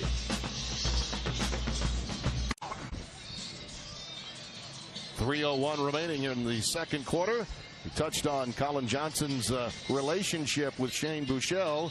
He's got his first 2 touchdown catches of the year today, and with more on him, Bruce Feldman. Tim, that's right. Big 12 fans get used to this Colin Johnson-Buechele connection. Texas fans found out that this kid was a gym rat, but they also found out that his quarterback was the same because they spent so much time in the Texas football facility that they felt like they basically moved in there. And this is the first time UT has had a big athletic receiver this big probably since Roy Williams about a dozen years ago. Yeah, that was a ways back. You're right. And he was very difficult to defend. Nothing like that relationship, too, with quarterback. If he's your best friend, that you're spending a lot of idle time together. The timing and those two routes, Spencer, very similar. Well, I think the courage behind those routes really underscore the attitude of Gilbert, the offensive coordinator, that's making fearless calls down here. Again, we know the troubles of the backside of this David Webb ushered defense for Texas Tech, but that nonetheless, this is an outstanding heads-up call by this offensive coordinator. Daylon Ward gets out ahead for 3, maybe 4. Jeffrey McCullough, 23, the freshman from Houston Davis High School, made the stop. 2nd down and 6. Under 3 minutes remaining in what has been an event-filled first half here in Lubbock. Nothing really developing there, and Mahomes just got rid of it. 3rd and 6 coming. That was a well-played ball. We got a flag down. Yeah, we do. Late flag. That'd be a personal foul. A little bit of woofing down there, maybe. Yep. I think Brecken Hager. There is no foul for ineligible downfield, nor intentional grounding. Quarterback was out of the pocket, threw the ball out of bounds beyond the line of scrimmage. Brad Van Vark takes care of it for us. I happened to take a peek and saw Brecken Hager out there. Oh, there's some. They're going back and forth quite a bit. There's a lot of verbiage being passed.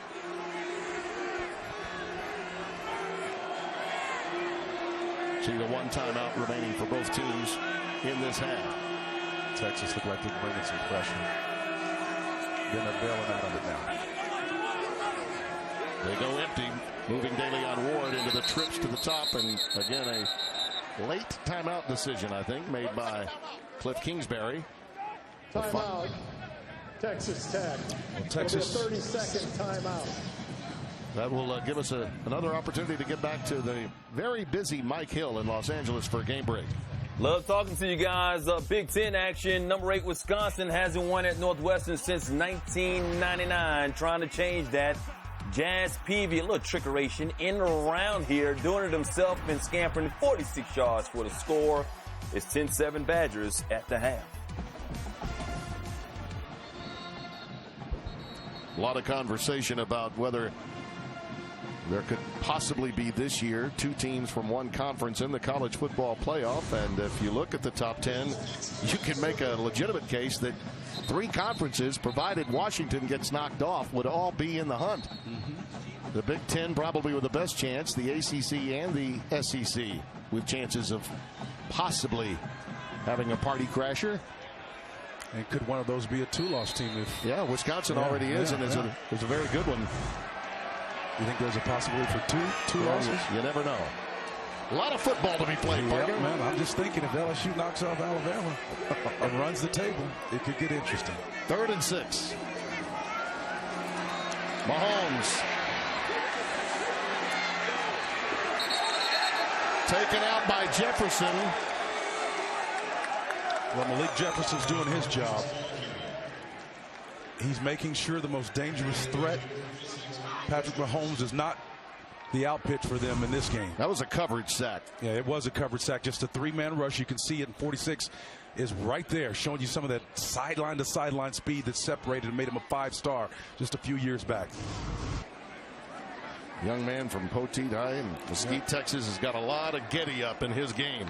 Well, he's talented, but Charlie, had to get in his kitchen there a little bit and square him up and set him down, and he responded nicely. Came back with a career-type game. Texas Tech's going to have to punt again. Oh, that's pressure. They're 3rd, all in this quarter. Takes a little bit of a Texas bounce. Longhorns will have good field position with 1:55 remaining. 33-yard move. Well, a roller coaster ride for that man, Charlie Strong. After coming over from Louisville in his first year, the blowout losses to BYU and TCU, but the big one to become bowl eligible at Oklahoma State. Then, of course, a season ago, the heartbreaking back-to-back losses to Cal, and then you go forward and you see what happened with Oklahoma, how he broke through, getting off the 3-game schneid, and then this season, after 3 straight losses, allowing 45-plus points, they get the upset against Baylor a week ago. Can that continue? Can they have a great November to remember and get bowl eligible? That's going to be the question. Foreman is stopped after about a yard, if that, on first down. Timmy, I can tell you, no matter what, as you look at Charlie Strong there, the season, years, contracts, all that stuff, there's ebb and flow involved in it, but he will be a winner no matter what, because he's a visionary. He has a sense of where he wants to be, and he's able to focus on that. That was almost picked. Paul Banks just squatted on that one and was ready to go and get it against Colin Johnson. Could not reel it in. It'll be 3rd and 10. Yeah, that's the dangerous part when you try to make a throw. Even though it's not entirely across the field, this is to the boundary, the short side. You got to make sure that you put that ball on that outside shoulder. Well, they thought they had a pick right there. Yeah, they did. They certainly did. Really good work by Johnson as defender. Going on back there. Yep. 3rd and 10. They're on their feet. Nice protection. Bouchel's pass is caught. It was tough for Armani to reel in. He sort of tipped it back to himself. Yeah, they're working on Justice Nelson again. Got the touchdown early on him, and they're coming back at him now. 1st and 10 from the Texas Tech 43. Beautiful. Just a little long.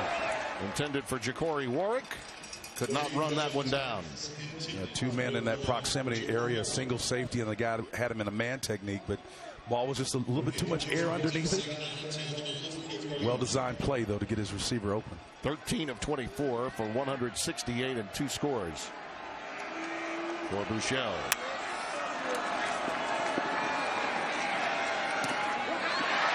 Incomplete. Thrown towards the feet, really, of Foreman. It was low.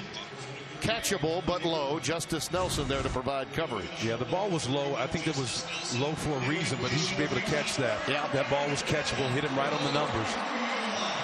Foreman's got to make that catch. You're right. That's one you want to throw low. You have to keep it low because, you know, those switch routes, that ball can ricochet, can come out and be headed the other direction. And because it's man coverage, there's nobody to stop you on the back end. Another 3rd and 10.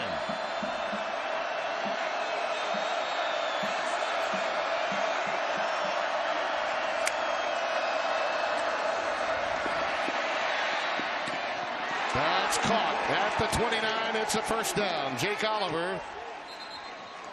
And now on 3rd down conversions, the Horns are 5 of 9 today. And guess what? That was number 31 that they're working on again, Justice Nelson. They found something there. They're challenging him. Nice little pump fake and a beauty to Duvernay. He's got it down to the 15. Shane Bouchel did a nice job of discerning what was going on there off that smash route. There were 2 defenders, but he still went to his read what it told him, and it didn't deny him. Another pick here for Duvernay. Stopped at the 13-yard line. Now that's Leonard, I beg your pardon. Leonard rather than Duvernay that was on the receiving end. Gain of about 3 on the play. 2nd and 7 coming up. And that's the final timeout taken by the Horns. 36 seconds remain.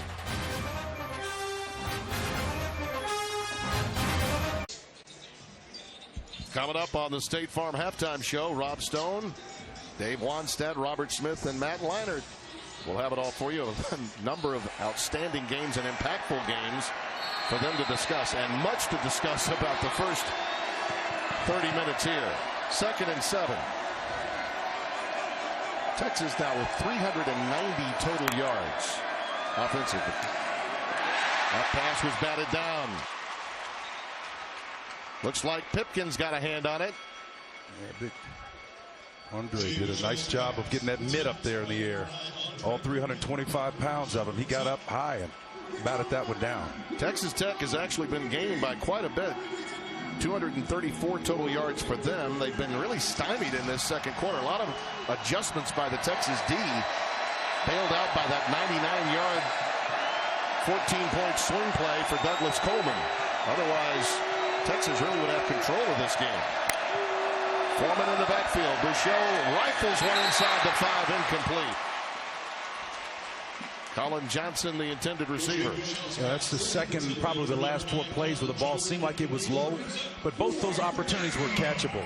Again, Colin Johnson's got to catch that ball. I know probably wasn't the perfect pitch, but down here was a safe, nice throw. And Charlie Strong is a little bit frustrated behind that.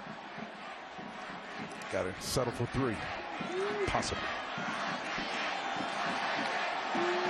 29-yard attempt here out of the hold of Trey Holtz.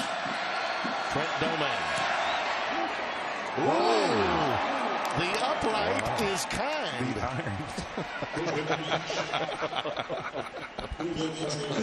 Man, you set it up, and I didn't want to steal it from you. Yeah.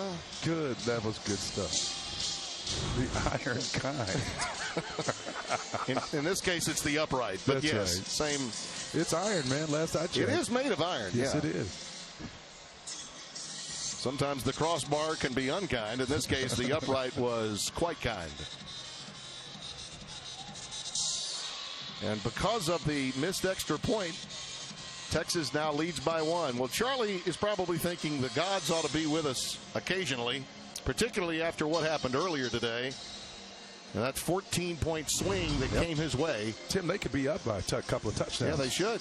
They've dominated the second quarter. Yeah, and if I'm Cliff Kingsbury and I'm Texas Tech, I'm thinking about, yeah, guys, we're sitting here down a point, but it could be worse. This is our home field.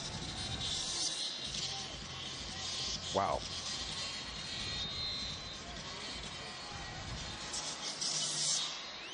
Kiki Cutie is back deep, number 20, awaiting the kick from Mitchell Becker.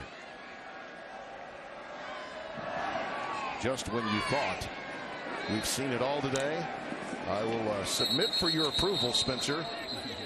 And all the consternation that we had in those moments of that 14-point swing. First, we had the touchdown called back because of a chop block. Right. It was 76 and 56, Perkins and Shackelford. Then came this third down call. Looked like a beauty, but then grand larceny. And Douglas is going to take it 99 yards, but look at the 1-yard line. Hello. Whoa, that foot is out. Yes. Hello. And our friends in social networking who love to play gotcha, particularly with me, pointed that out, and our truck was on top of it and relayed that information. But you're looking for all kinds of different aspects in a bang-bang play like that. And it looks like Texas Tech will take a knee and settle in for the intermission down by 1. Wow. 52 plays for the Horns, 36 for Tech. 199 yards in the air for the Longhorns, 192 for Texas Tech. And the rushing yards, there's the big difference. Texas with 191, Tech with only 42. After further review, the booth is going to take a break. Yes, sir. And we will enjoy it while we take you to Los Angeles. Rob Stone and his band of renown. Galleria of jewelry. And Texas now up by 1 at the break, along with Bruce Feldman downstairs and Spencer Tillman. Yours truly, Tim Brando. Both teams really lived up to the billing, particularly in the first quarter, right at the outset. Yeah, no surprise how they build their success in the first half, particularly Texas Tech. If I would be concerned about anything, is that the Texas has run 16 more plays than has Texas Tech, and that's not what they want. Again, here's these 7 bunches of plays coming your way. It's really how Mahomes distributed the ball to everyone and got in the field. He got to the left, to the right, to the middle. Those shallow crossing routes were really important, and the outcuts, they took advantage of the man coverage. So again, when Texas came up with the formula was a little bit different, more balanced, but Foreman, big 33, we set the stage early at the top of the show. He was going to be the guy that would do it. He did it early on.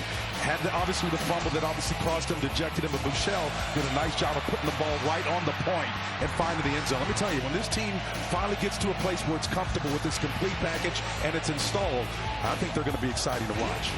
Colin Johnson on the receiving end of 2 touchdown aerials from Bouchel. There you see the numbers, and Texas really a dominating second quarter statistically, were it not for the 14-point swing play that took place. Douglas Coleman toting at 99 yards off the fumble from Foreman as he was going into the end zone.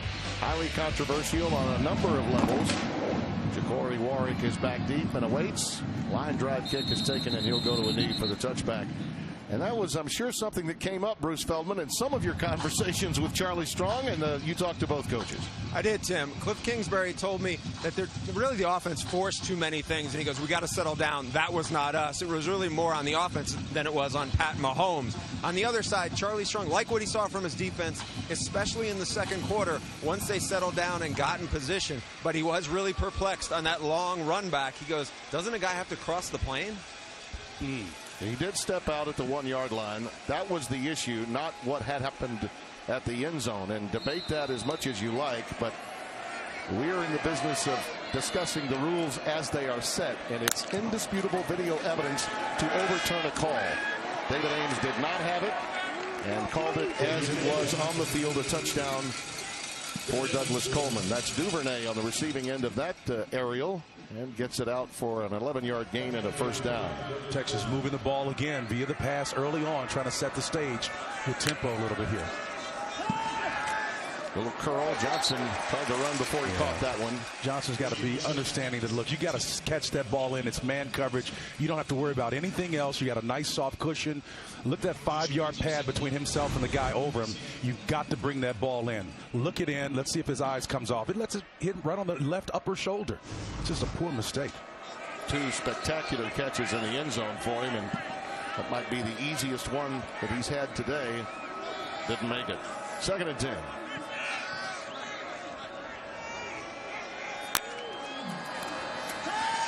Looks for him again, and he has it out to midfield and beyond to the 47-yard line. Justice Nelson wraps him up. We got the message there, and that was a far more difficult catch on the slant routes. And then one of the best defenders, Justin Nelson, defending him, did an excellent job. He still caught it anyway. Shows you what kind of capability he has. 17 yards on the pickup. Foreman. Down to the 41-yard line. Jordan Brooks will be credited with a tackle. He left the game with a shoulder at one point. Got back out there as quickly as he could in the second quarter. They need him. They are lacking depth on that side of the ball. That's obvious. Foreman again. Finds the sticks and gets out of bounds. Deontay Foreman. It's very close. I don't know that he actually made it to the line to make. 3rd down maybe in inches. Nope, they're going to credit him with a first down. They did give him the first down. 1st and 10 along the 38-yard line. Mark it at the 38. Going to get a steady diet of this guy the rest of the way, one would expect. Well, he's running heavy and he's running physical. They're just running this ball right down. They're trying to keep them honest with that slant route and then the one drop that Johnson had a minute ago. But I'm telling you, they are trying to exploit the interior of that line against this now 3-man front. That's Amadi Foreman. Much more highly touted player coming out of high school than was his brother, who's got all the yards, his twin brother.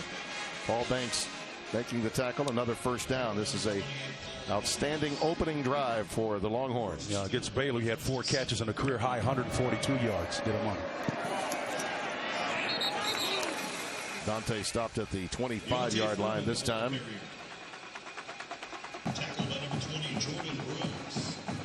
Brooks again involved.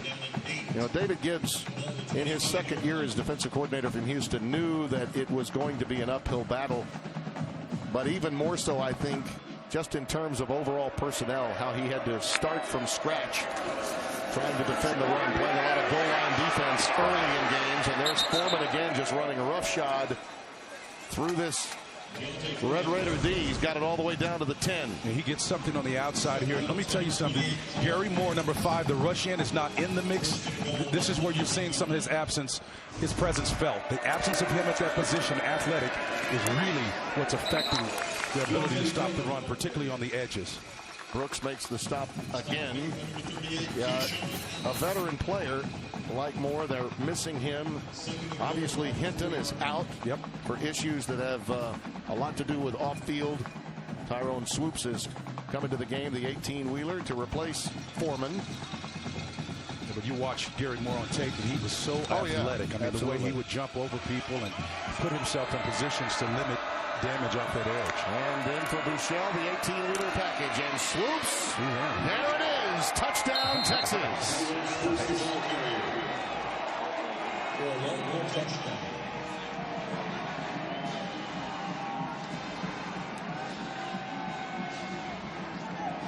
Well, he missed a similar read on a two-point conversion attempt last week against Baylor. He didn't miss this one. You can see he's coming right downhill, follows that pulling guard from the left position. He just puts his shoulder down. And, you know, it's 6'5", thereabouts. It's going to be tough for him to naturally get down in a position, but eventually, of course, if he hadn't figured it out by now, he never will. But he's got to get those pad levels down. Otherwise, those guys will continue to get underneath him. No doubt the advantage that Texas has in this game. They've got size, they've got strength and brawn, and they executed it to perfection in that drive. The 18-wheeler polished up on what was very effectively run by Bouchel.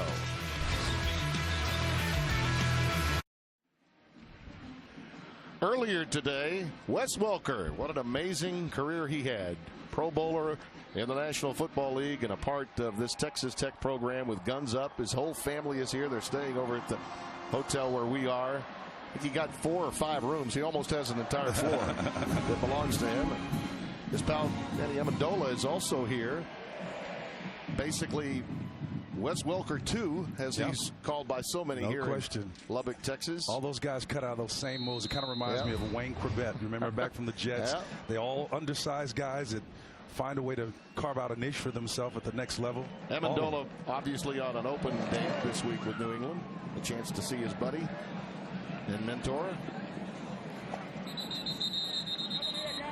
I see more than one tortilla on the field after that. Let's get a quick game break. Go back to Mike Hill in Los Angeles. Hey, Tim, just another ho-hum day for Lamar Jackson. Not 1, not 2, not 3, not 4, not 5, not 6, 7 touchdowns, 4 passing, 3 rushing here on the 53-yard run. 45 for the season for the Heisman frontrunner. All Louisville leading BC 52-7 to start the fourth. Wow. Thanks, Mike. Look at the numbers on Patrick Mahomes here. Really stymied in the second quarter. Outstanding adjustments by the Texas defense. Daleon Ward is in the backfield for him. On first down, now trailing by 8, 31-23. Nowhere to go for Ward. On his own, gets ahead for a yard and a half, and that is about it.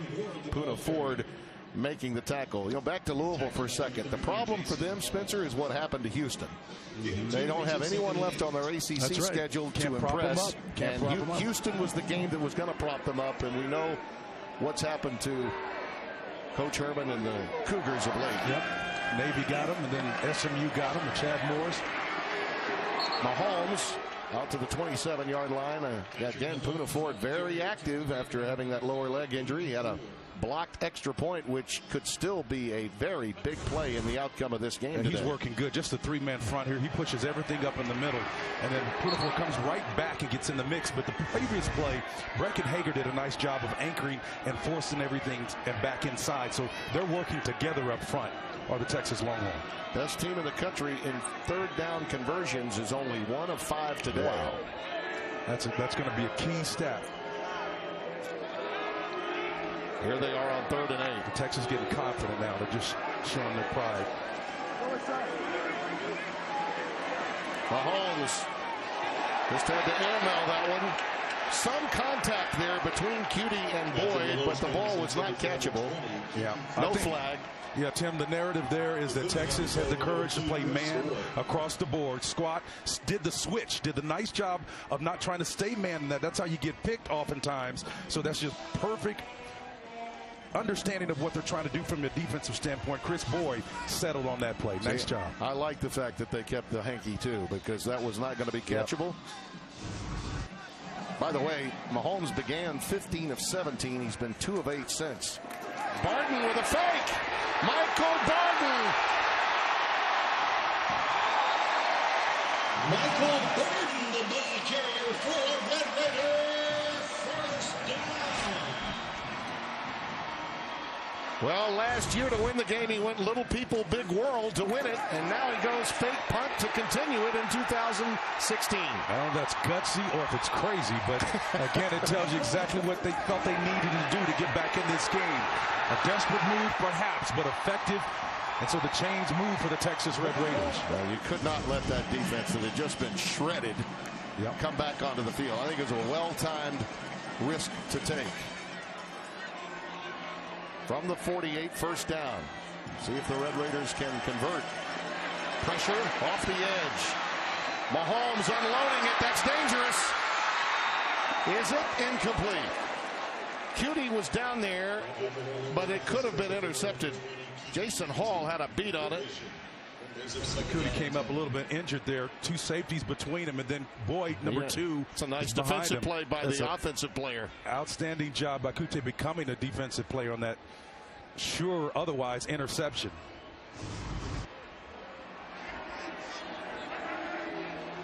Texas was able to get pressure with just 3 on that last play that forced the issue. On 2nd and 10, they get out of there quickly to Jonathan Giles. Only a gain of 3, though, so 3rd down and 7 coming up. They have not been ahead of the chains, Spencer, since the second quarter began. They've had a lot of 2nd and 3rd and longs. Yeah, they're making is Texas Tech play left-handed, and that's very uncomfortable.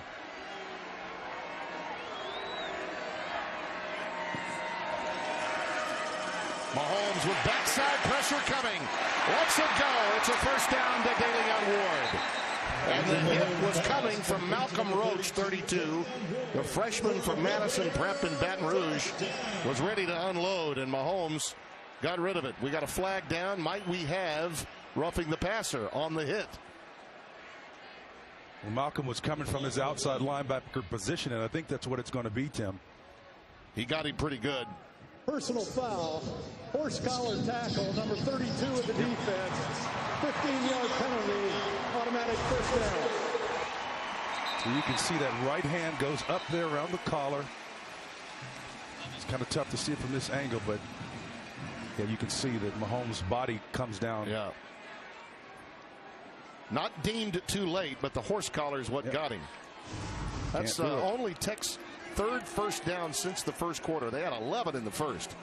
It's amazing. They were, you talk about adjustments made on the fly. Charlie Strong knows a thing or two about defense. Yes, he does. And I think he went to work on what Gary Patterson did a week ago, too. No question. To those 3 men front, that's it. 1st and 10 from the 20. DeLeon Ward. Ahead for 5. That's more like it for this Texas Tech offense. Paul Boyette, the senior from Humble, Texas, making the stop, number 93. You know, the good thing about it from Texas Tech's point of view, if you do have a 3-man rush, you can find some gaps in there to run the ball effectively. Let's see if they continue to do it down here. Ward. His future is bright. Not the biggest. Not the fastest, but very effective in those short, choppy steps in traffic that you like. 3rd down and very short. Mahomes keeps it and has the first down.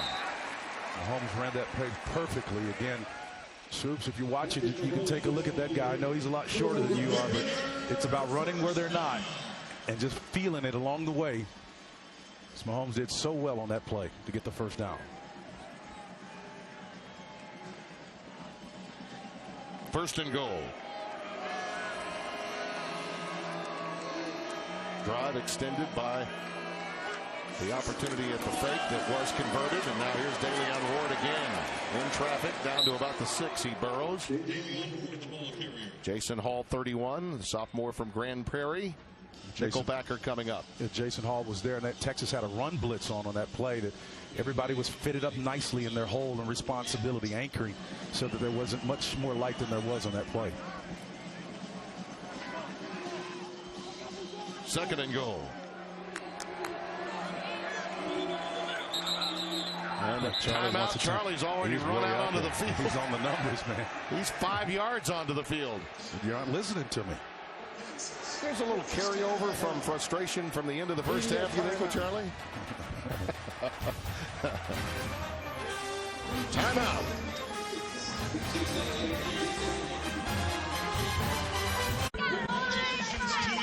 FS1 College Football is sponsored by Jared, the Galleria of Jewelry.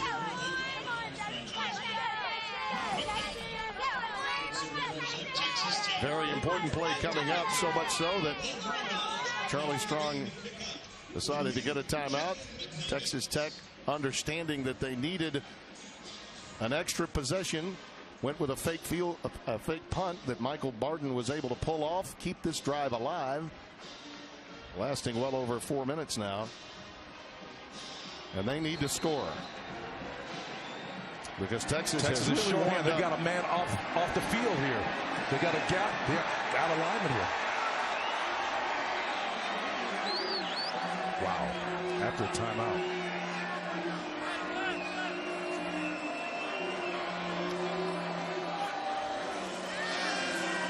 They go fade into the corner. Cantrell.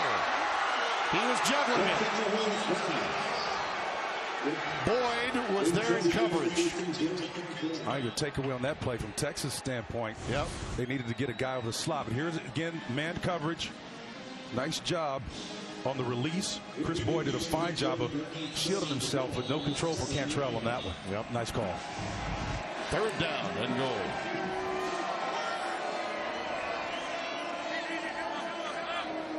Batson is in the slot to the bottom of your screen.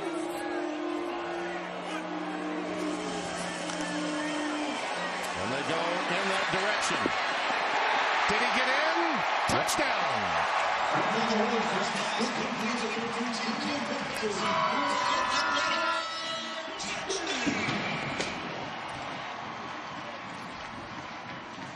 Boy, these switch routes in open field is such a nasty combination. Anytime you have guys switching like that, it's a natural pick that's created underneath. If you're trying to defend that, it makes it tough. Dylan Haynes, the safety, had no ability to come off of that. He was reading underneath, thought the route was going to come to him, but the pivot and the turn to come back out to deny him the opportunity and the score for Texas Tech.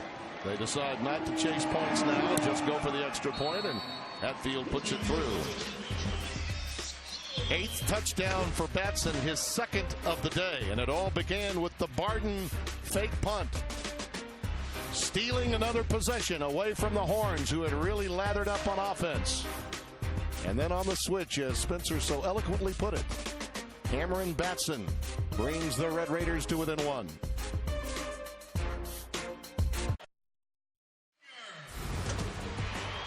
It was Thanksgiving. Texas Tech at Texas, wild game. Each team scoring 3 touchdowns in the 4th. Running back Chris Warren, the 3rd, scored his 4th touchdown with 2:06. Then came this play. Little people, big world.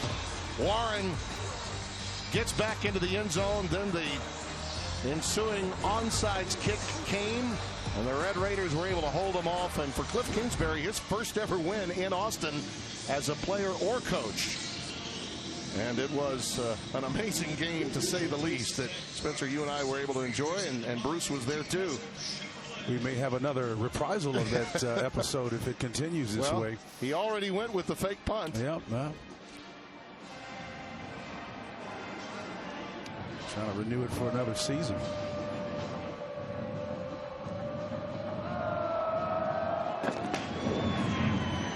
Warwick backing up as he feels it, decides to take the knee, and it's a touchback. And Buechele, who engineered a very smooth and error-free drive to open this second half, comes back onto the field. Been thoroughly impressed with how his offensive coordinator has handled him. You know, Sterling Gilbert has a very sharp mind, but again, you know, a lot of times you have to understand, and we asked him this question earlier in the week about being able to craft plays that work best for him. Young quarterbacks tend to want to please their coordinators, and they'll tell them they want to do something, but yet they're uncomfortable doing it. But because they want to please them, and he forces him to fight through that, and it has worked remarkably well. Foreman going right at the middle of that defense. Broderick Washington, number 96, the redshirt freshman from Longview, Texas, making the tackle. Enjoyed the studio coverage at halftime on the conversation about, will Baylor be able to rebound in that matchup that they've got coming up on Fox this afternoon. It's going to be tough for them, as you see Foreman ahead for another first down out to the 40 in the arms of Zach Barnes, number 12. The longer this game goes, Foreman will get stronger and stronger. He's able to carry the load. 252 versus Baylor. Never tired. That's Warren. That burst after the catch gets him to midfield and a first down. Texas Tech can't stop them, and they're moving the ball at will.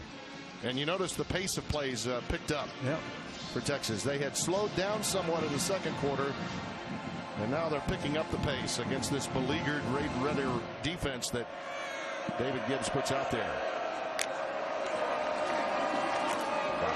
I mean, it's like a locomotive. Inside the 40 to the 38-yard line. Thierry Guima makes the stop, the senior from Corona, California. For you train aficionados, this is an AC 6000 coming at you. Alternating current, General Motors, baby. That's a big-time back right there. 22 for 192 yards. That's it. Goodbye and good luck. Touchdown.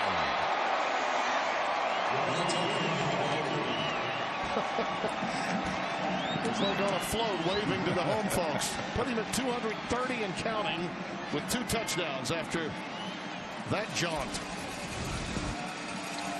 Timmy, this is just about a straight ISO read power. The off tackle is coming. You got the H-back in there working as well. So with the guard and the H-back in, you hit your head on the goalpost, man. That's outstanding design. Physically beating down this Red Raider defense.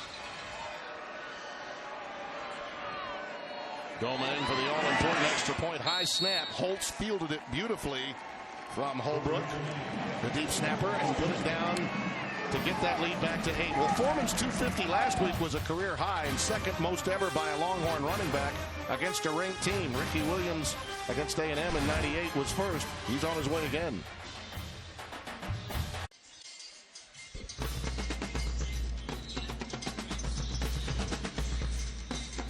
The strongest usually survive. In a game like this, where the scoreboard lights up like a pinball machine, right now, Texas is running heavy with that guy. He's on his way to breaking his own record individually of a week ago of 250 after that jaunt. And you know, Mike Warren, the freshman who's hurt now and can't go for Texas, had a very similar game a year ago in that matchup against Chris Warren. I meant to say Chris Warren, not Mike. And we see Cutie get it out to the 24-yard line. And let's get a game break now in Los Angeles from Mike Hill. The slow up on the Texas A&M is overrated talk. Once down 28-7. They're fighting back against Mississippi State. Jake Kubinick in for the injured Trevor Knight.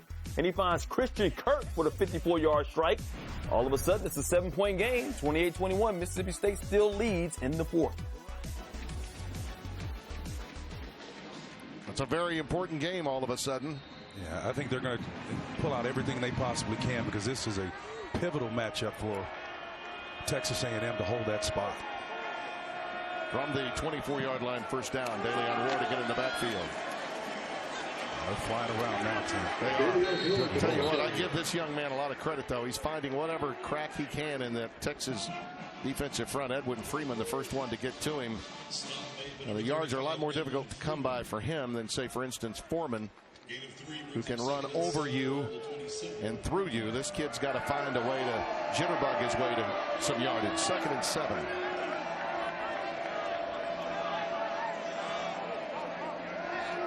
You remember Foreman was injured last year, and that's why Chris Warren was pressed into duty at the end. He had his coming out party in that game on Thanksgiving night. Here's Mahomes ad-libbing again. Batson had a chance at that one.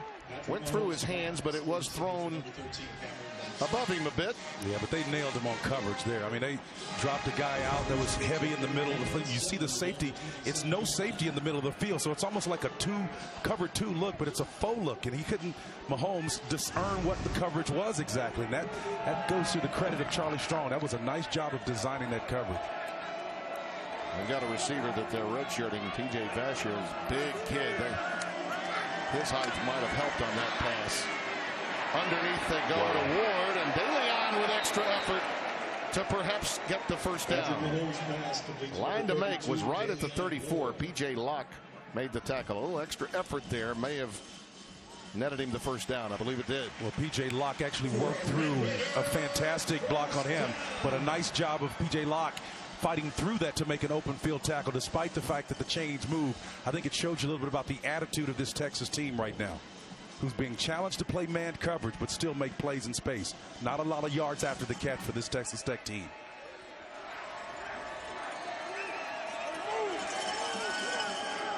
Play fake, and Mahomes going for the home run. Incomplete.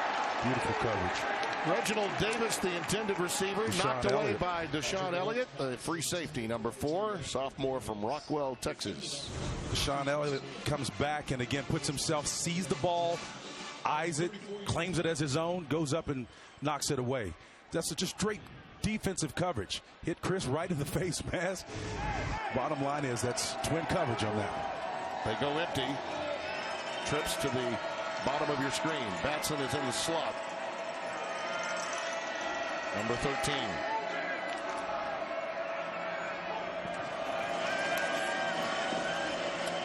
Underneath they go. It's Tony Brown. Just shy of the 40. Holden Hill holding on for dear life. Nice tackle by Holton Hill, number 5, the field corner. Again, mixing up the looks. Roll to a 2 safety look, a cover 2 look, which the numbers around the line of scrimmage are working against you, but sure tackling like that really saves your hide. He's had his share of trouble, Holton Hill. He's been burned a time or 2. He needs a good day. 3rd down and 5. It's a 3-man rush. Yeah. And they got him. Yeah, they did. Yeah. That's a big play for the Texas defense right there. Huge. Again, the coverage got him and the pressure. So you got the combination of 2 things working for Mahomes.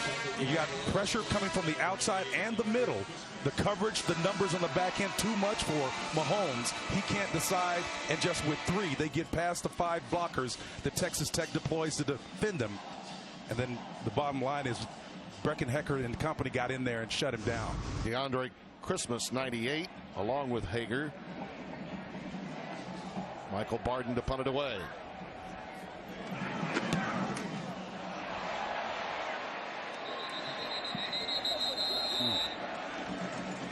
That punt is off the instep and very short. Yep. It'll be up to the 38-yard line, only a 23-yard boot. Every weekday morning, Skip Bayless and Shannon Sharp go head-to-head on the day's hottest sports topics. It's America's fastest-growing sports show, Undisputed with Skip and Shannon. Weekdays from 9:30 a.m. to noon Eastern on FS1. Got a family relative called me the other day and said, "Let Shannon Sharp boy be talking that talk on that show, don't he?" He said Skip didn't let him off the hook on a point, and he's entertained for sure. Indeed. Porter. Kyle gets it ahead to the 42. Jordan Brooks made the stop. Shannon used to come in to get our commissary food back in the day, yeah? as I recall. Yes, sir. 2nd down. Pressure coming, and Bouchel unloads it. Some nice hands. It's out, but incomplete. Johnson, who has the 2 touchdown catches, and Bouchel's best friend. You know, you can always tell those guys when they sense their quarterback is in trouble, come back and help your leader, and that's what Johnson attempted to do there. If memory serves, when you're watching tape, I think it was a couple of times against Baylor when his receivers didn't come back to the ball, had opportunities to help him out. That message has gotten through. 3rd and 6. He's got single coverage here. He does, and it's underthrown. That was Coleman who made the play. The pass was thrown behind Duvernay. Well, Coleman knew when he was on an island, but he tried to use the sideline as best he possibly could. He just wasn't going to get beat deep. He had great position, did Coleman, to defend that play. Outstanding job. He's had a great day. Yes, he has. By the way, he was, normally when you underthrow it, that's advantage receiver, but Coleman used his length that time to bat it away, even though his momentum was carrying him away from it. Dixon will punt it from his 30 with Cameron Batson deep. Fair catch called for at the 10-yard line. De Leon Ward's had a very productive day, and we'll no doubt see him more in this series where they're beginning this drive from, Bruce. That's right, Tim. The running game had really been a dud for them without DeAndre Washington this year. After the West Virginia loss, though, the staff opened up the running back job, and that kid won it hands down. He is the toughest guy in the running back room, and that's a big reason why he's getting a lot of carries. Cliff Kingsbury talks about how much this kid loves football, has a passion for it, and as we've seen a lot tonight, he is always falling forward. He also has 4 receptions for 32 to go along with that line on the ground we just showed you. Now out of the shotgun. Ward ahead for a couple of yards, and that's about it. They were very upset. Malcolm Roach made the stop. They were very upset after they got stoned by West Virginia here a few weeks back. Worst performance they've seen around here. Cliff was quick to point that out. Says the worst he's seen. 2nd and 8 with Cutie, number 20, in the slot to the bottom of your screen. Mahomes sees something and shouts it out off the read.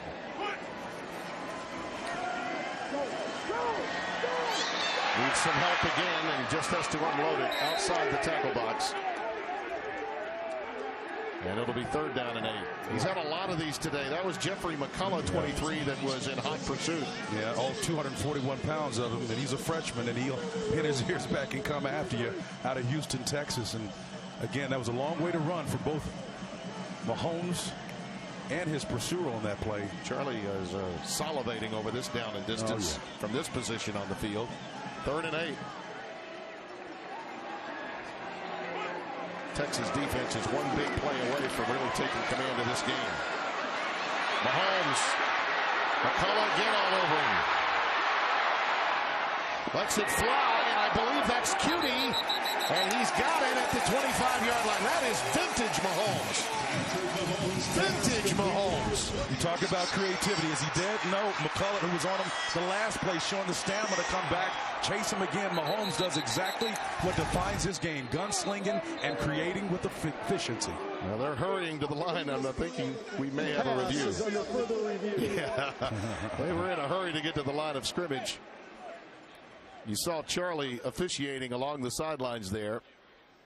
And he certainly wants them to take another look. And David Ames, by the way, our replay official today was on the field during your day in the Big 12. Yep.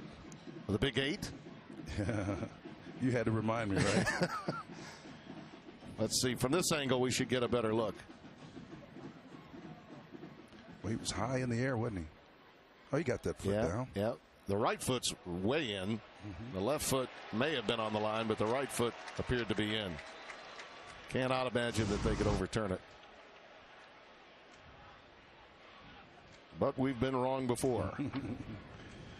Well, I tried to look at his hands and his feet at the same time, and his feet were clearly down.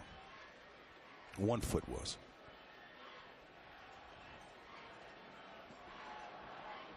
We live in a different time, my friend. A lot of it has to do with these kinds of moments along the sidelines. After foot in, foot out. Review, the ruling on the field of a completed pass stands as called. I think that's the right call. Yeah, a lot of fans hate it when we're right, but we were that time. 1:59 remaining in the 3rd. And Texas Tech, that was a huge play. I mean, I'm thinking Texas is not only looking about getting pressure, but also maybe a pick. Right. In that sequence.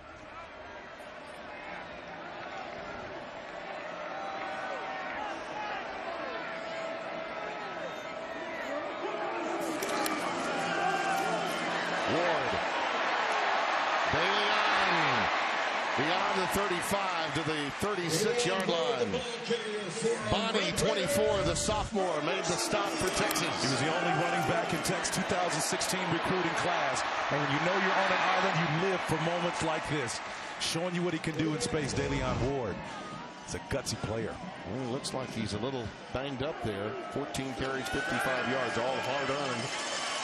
That's Cantrell. Took it in at the 40.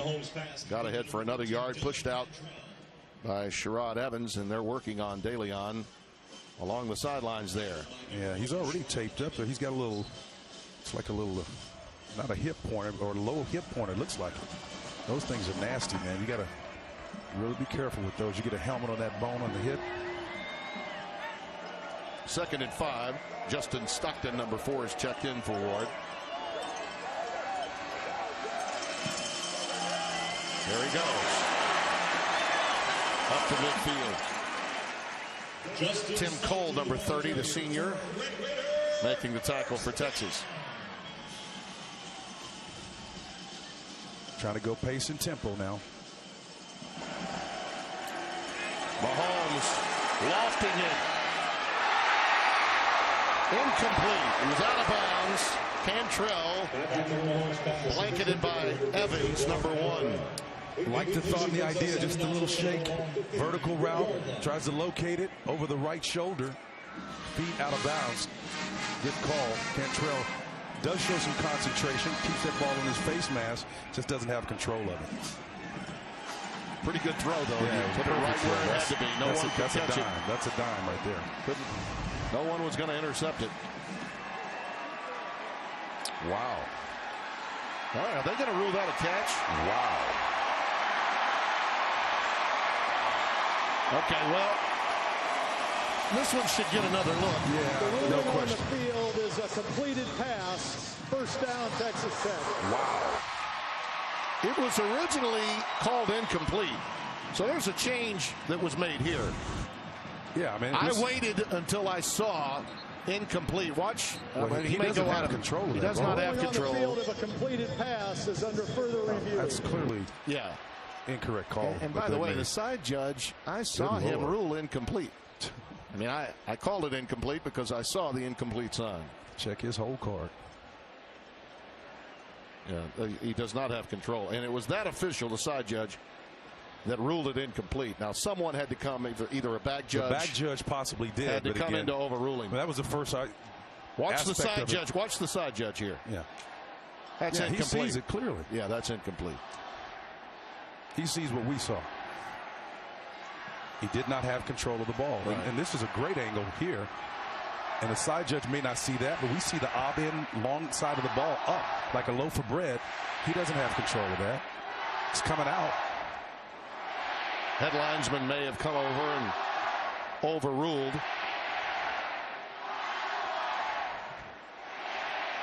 Here's the discussion about a minute after when he says it's a first down. So there was a collaborative effort among the officials, and they determined that instead it was complete.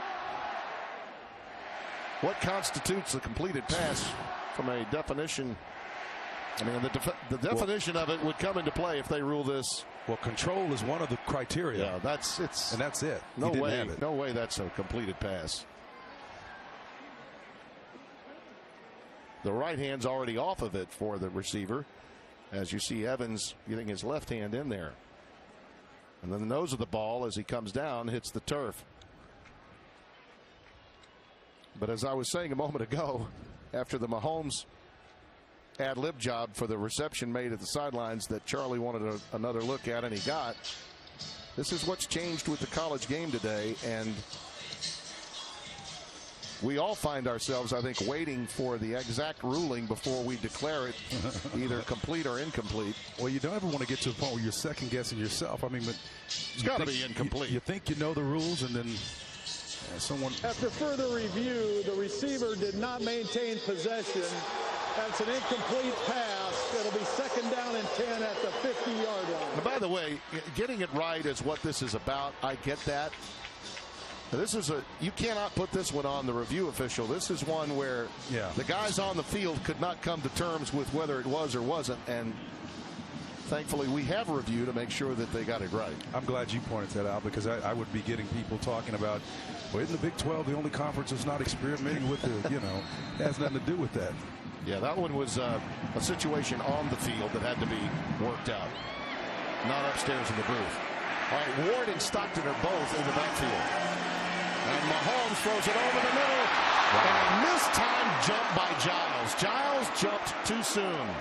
Was actually on his way down when the ball was about to get to his hands. Well, all he had to do was clear it over the head of Timothy Cole, number 30, 240-pound senior from Brenham, Texas, where they make good ice cream. But believe me, this was a low-calorie mistake here. Big-time calorie mistake if he had missed it.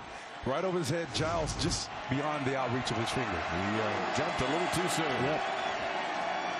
3rd and 10.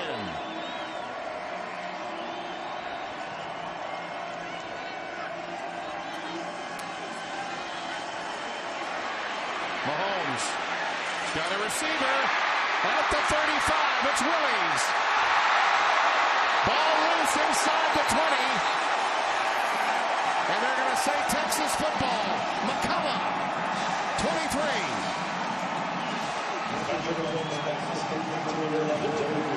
And the happiest man on the field is P.J. Locke, because he missed the initial tackle that made it possible, Timmy. Watch number 11. Locke settles down, and then in between that zone, he misses an open field tackle. You know, he exposed himself when he tried the high hurdle there and lost possession. Another look at this play. Again, nice inside move. Going counter, just trying to make a play. Never sees the outside defender coming to nail him. Ball comes out, head at the other direction. Wow. Eric Willies just tried a little too hard that time to make a play, and in so doing, didn't protect the ball. And McCullough comes away with a huge turnover.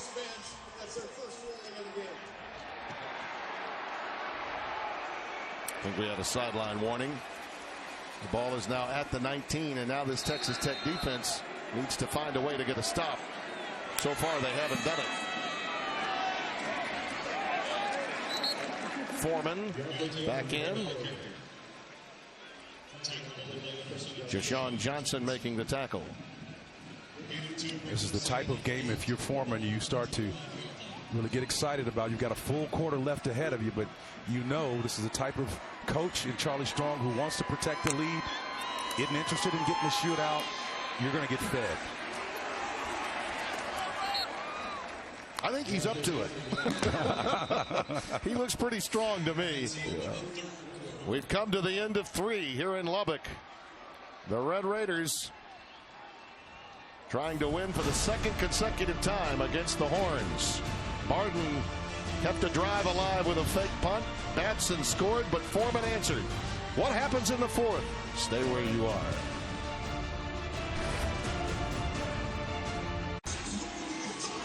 Along with Spencer Tillman and Bruce Feldman, Tim Brando, happy to have you with us in Lubbock, Texas. Celebrate America Day and Senior Day. And you see the score by quarter. Texas taking command really defensively in the 2nd, carrying through in the 3rd. Some Red Raider big plays that made a difference. And here's another one for, guess who? Deontay! All the way! Touchdown!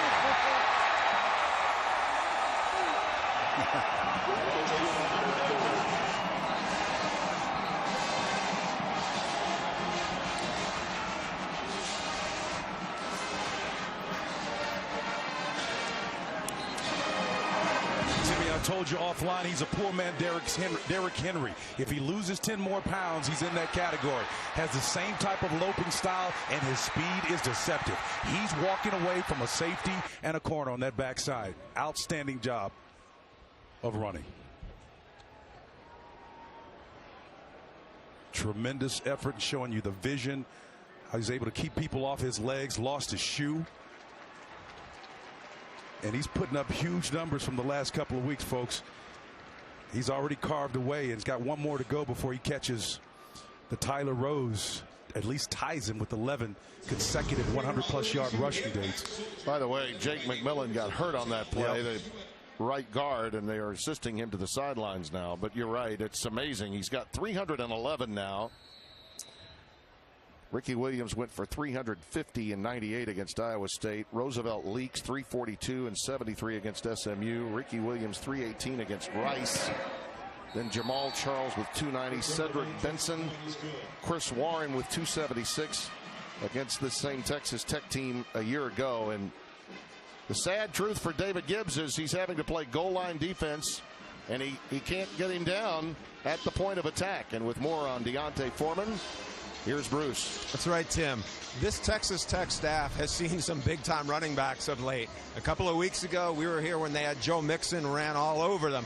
In the bowl game last year, they saw the great Leonard Fournette at LSU. When I talked to the staff yesterday, I said, well, how is Deontay Foreman comparable to those guys. The thing I heard was he doesn't quite have the shake and maybe a little bit of the dip that those other guys have, but he is such a big, physical, downhill runner. And as David Gibbs told us yesterday, he goes, it shocked me at how many times he gets the edge. He's a lot faster than you think he is.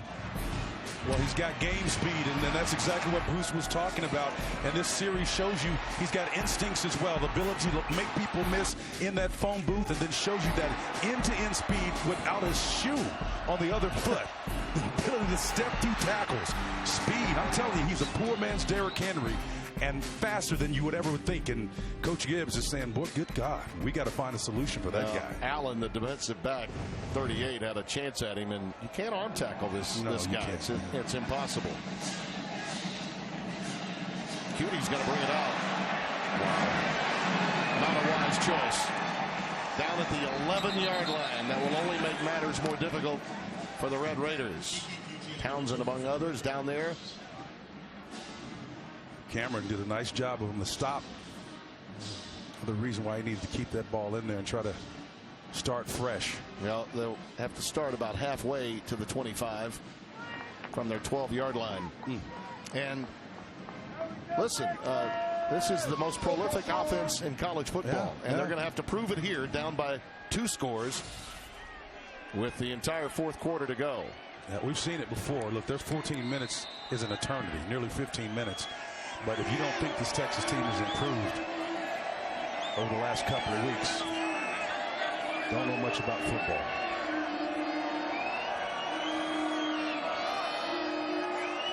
Empty backfield. Quickly, he gets it out to Tony Brown, and Tony ahead to about the 20, a couple of yards shy of the first down. Antoine Davis, number 25, the junior, making the tackle. Call it 2nd and 1. He picked up 9.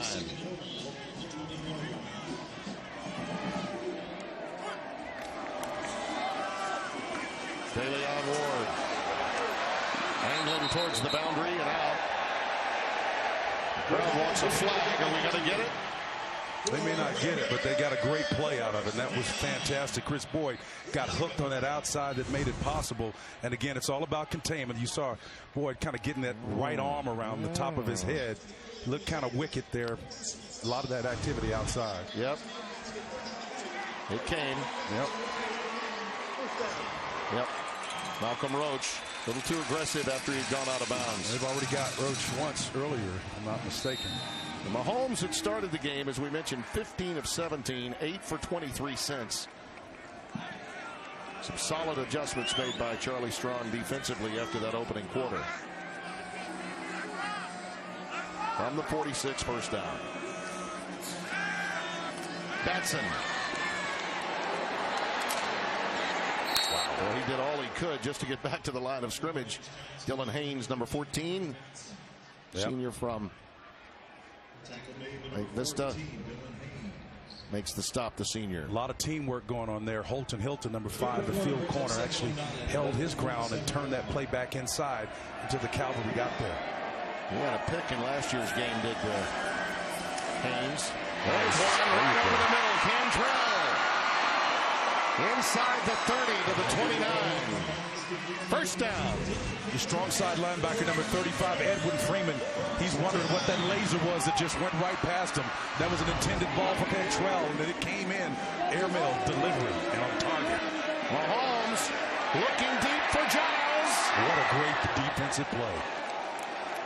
John Bonney saved it. Wow. From Houston Lamar, the sophomore.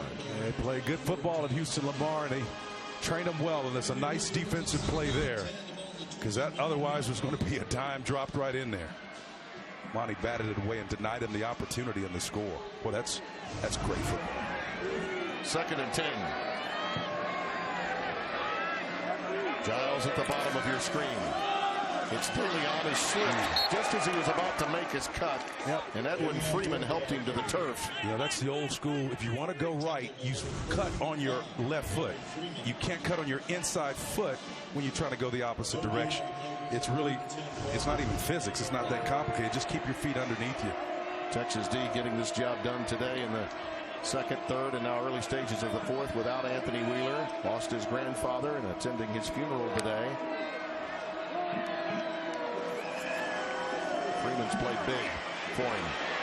Mahomes, tough pass to throw in traffic, out of bounds. Deshaun Elliott had it, and it'll be 4th down, and they are certainly at this stage in 4-down territory. Yeah, this ball is up and out of bounds, but I think part of the pressure that was created by Malik Jefferson, number 46, that keeps that ball at least away from the Texas Tech intended receiver, Willis, was that pressure that's been constant throughout the evening. Got to go for it here on 4th down. They need 10. The line to make just inside the 20. Mahomes got him way back and thrown down. Jefferson.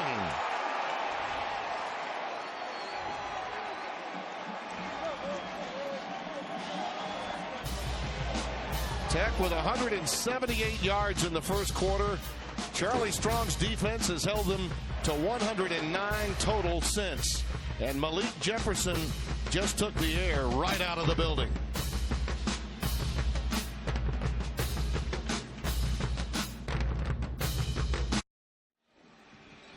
If body language matters to you, Spencer, then Charlie's got it going on today. He was pretty pumped. Well, he's putting the end on a discussion that took place several weeks ago. He said, look, I'm going to put you in position to make plays, and it's just paying off right now. And so this team is in a good place because its coach has worked hard to put them there. Andrew Beck is coming at tight end, number 47 for Texas. They've got it 1st down at midfield.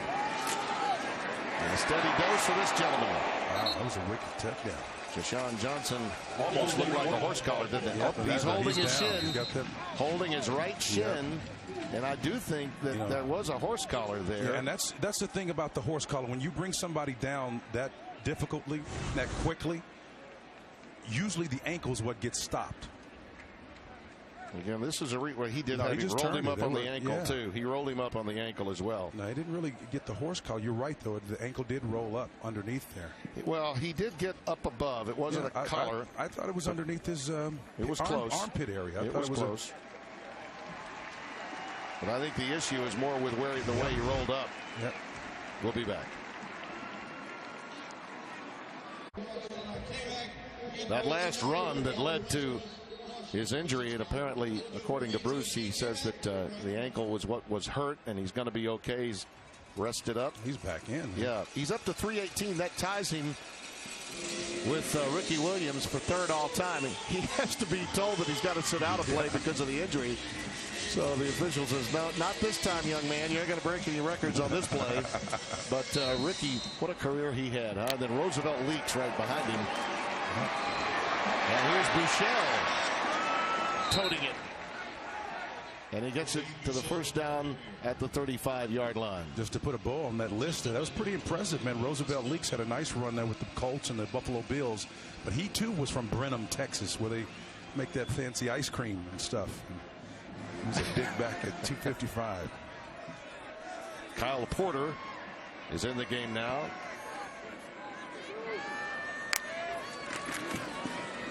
And he'll take it off the left-hand side, ahead for 3. Ball loose. Texas Tech's got it. It's the big kid, Pickens. It's not over yet.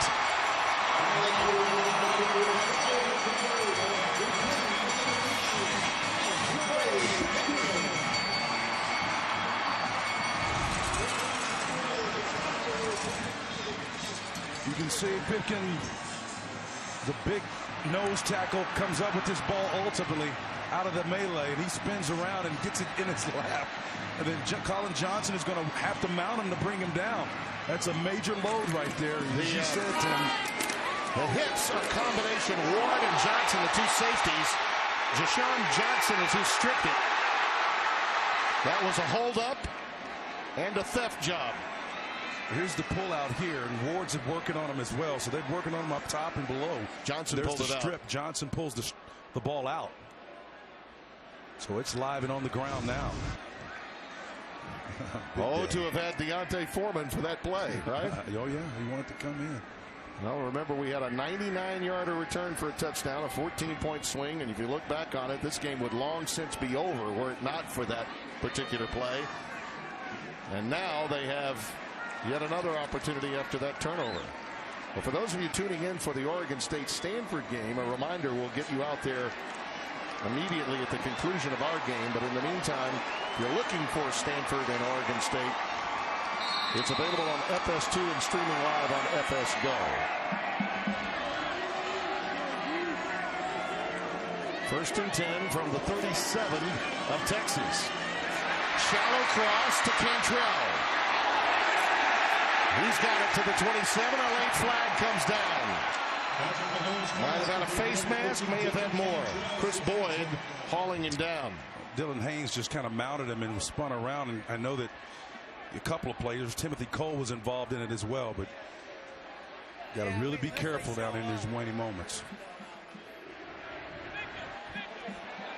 I thought Dylan Haynes looked a little aggressive on his takedown. Just thinking about that game that's on FS2 right now. Personal foul, face mask, defense number 2, half the distance to the goal from the end of the run.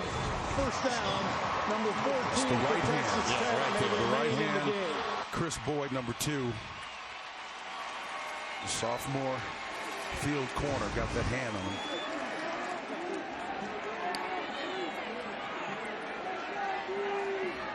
Yet another Big 12 game, going to go about 4 hours. That's all. That's about all.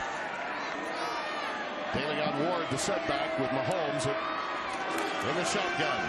Wide receiver screen, Cantrell. Forward progress will net him the 9-yard line before the whistle blew. Great design play, but P.J. Locke really did a nice job of creating a numbers disadvantage, because when the throw, remember the ball always moves faster than body. So when you got an advantage with formation, P.J. Locke took away a body with that by shedding this guy that was defending him. He became a great asset on that play. There you go. To daylight, touchdown.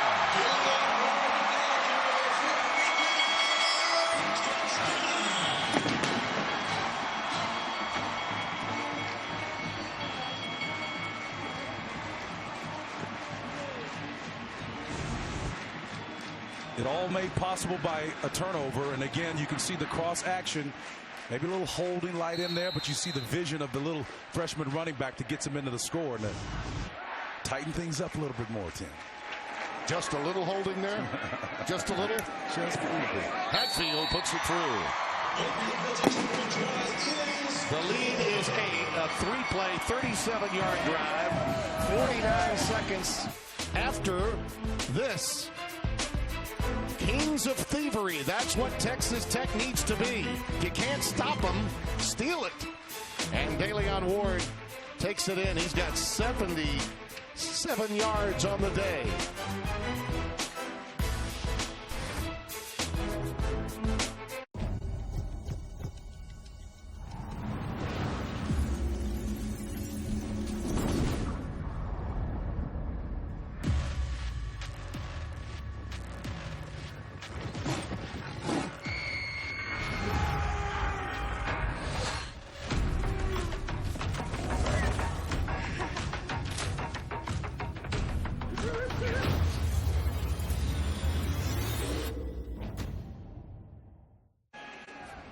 FS1 College Football is sponsored by Jared, the Galleria of Jewelry. Some mist, light rain showers beginning to come down here at Jones AT&T Stadium. But it will not rain on the parade of these fans, as they have been treated to a wild one here between two old Southwest foes here in the Big 12. Ja'Cory Warwick is back deep, awaiting the kick. Michael Barden will take care of it.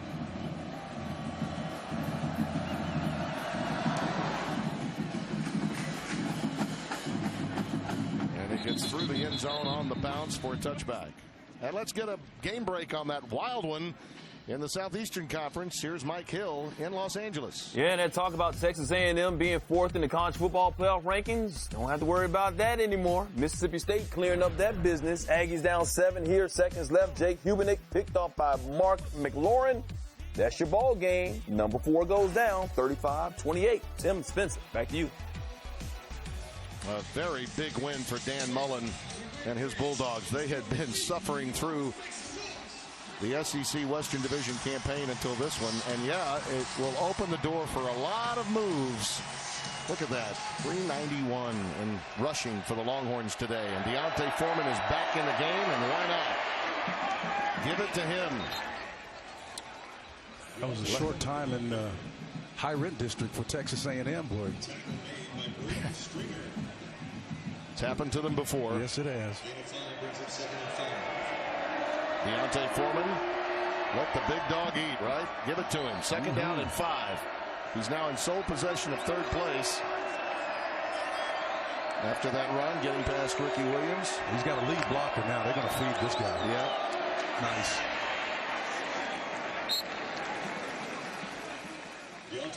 Jordan Brooks making the stop. That's first down. David Gibbs knows what's coming. What does he do? Well, he's going to ask him to put a couple of extra big bricks in their back sides and try to stop him. So far, the only answer has been rip it away. Find a way to steal it. 14 short now of leaks for second all time in a single game. He may get a yard of it there, and that's all. See, as long as Texas can stay ahead of the chains, that's what's problematic. So they've got a free down. They've actually got another free down if they want it. So they may stay in a tight bunch formation or more of a conventional, what we would call a West Coast, where you got 2 receivers and 1 X receiver, so 3 wide receivers. Still a run formation. They've got it down. They just want to eat the clock up and give it to 33. And Mahomes is chomping at the bit to get back in there. Yep, X, Z, and Y. Foreman to the 40. They'll need 6. Malik Jenkins made the stop. Let's see if Texas Tech breaks formation here, or if Texas gives them the formation that will demand that they break the formation. Standing this entire capacity crowd. They know what's at stake here. So trips showing a pressure look. They're going to pass this for sure.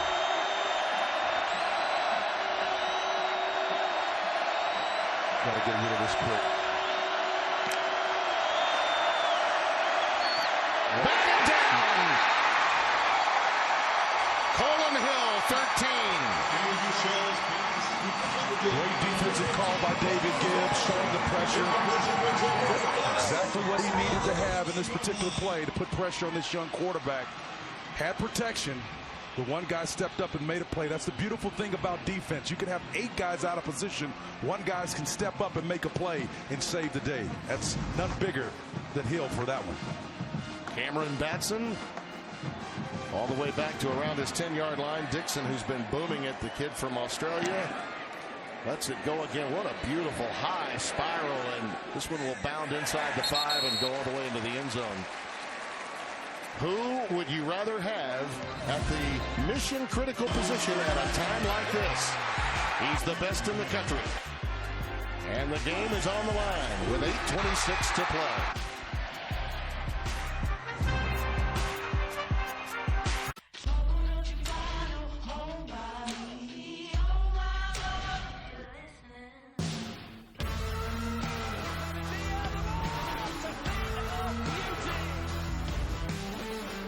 Don't miss the Audi 2016 MLS Cup playoffs, Sunday on FS1.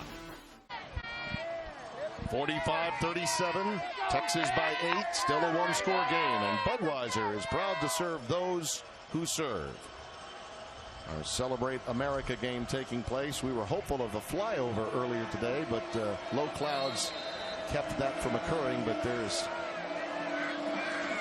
certainly a lot of patriotism in the air this afternoon, as you see DeLeon Ward forge ahead for about 3, maybe 4 yards on first down. Jason Hall with a nice stop there on the young running back.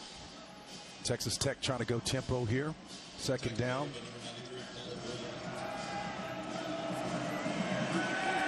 Mahomes under pressure has to get rid of it. Yep. Well, he had Poona Ford, who's been all over the place today, had that big block on the extra point that could be the difference in this game.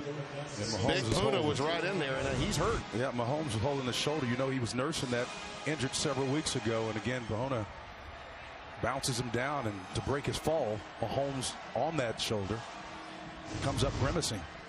Got hurt in the Kansas game a few weeks back. He's as healthy this week as he's been all season long, according to Cliff Kingsbury and Eric Morris, his offensive coordinator we visited with yesterday. 3rd and 6, big play here. In traffic again. He's pressured and has to unload, and it's Malik Jefferson. They just cannot handle him today. Yes. Terrence Steele was holding, doing his best he possibly could at that tackle position. He just couldn't hold him at the left tackle position, rather. Late flag. I think they're going to call him for grounding, possibly. Although I thought that the ball, it certainly was deflected. Intentional grounding. Offense number 5. Quarterback was in the pocket. There was no eligible receiver. That's a penalty at the spot of the foul with a loss of down. Brings up 4th down. Yeah, there's a lot of stuff going on there. That's the place where you want him to stay. And again, he's there in the tackle box, but there's... I thought there was a receiver somewhere nearby. That was Cutie, number 20, that he was pointing to. Now, he was a distance away. There's no denying that. He unloaded it.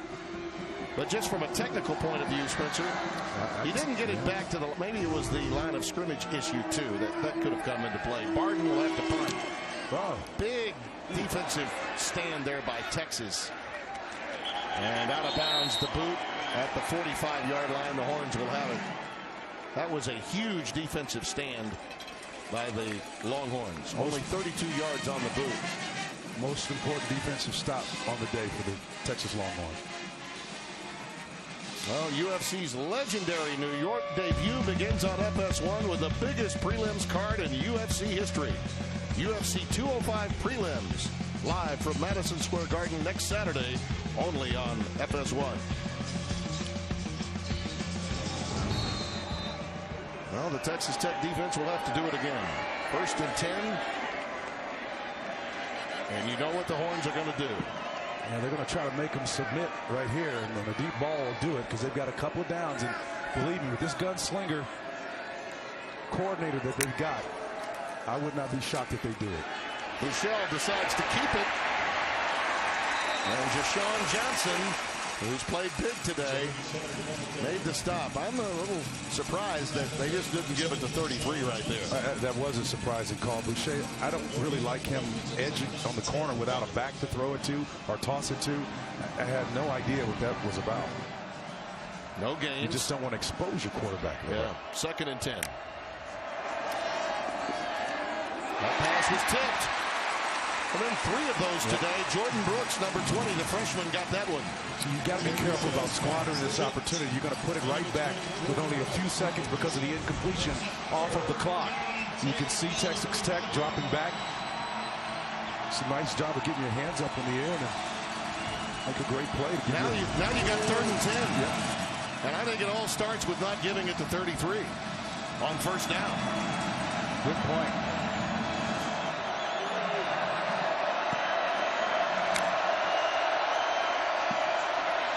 Going for it all right here, incomplete.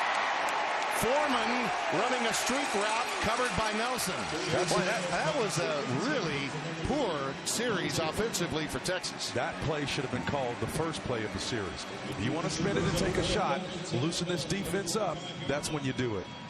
37-second drive. That's incredible.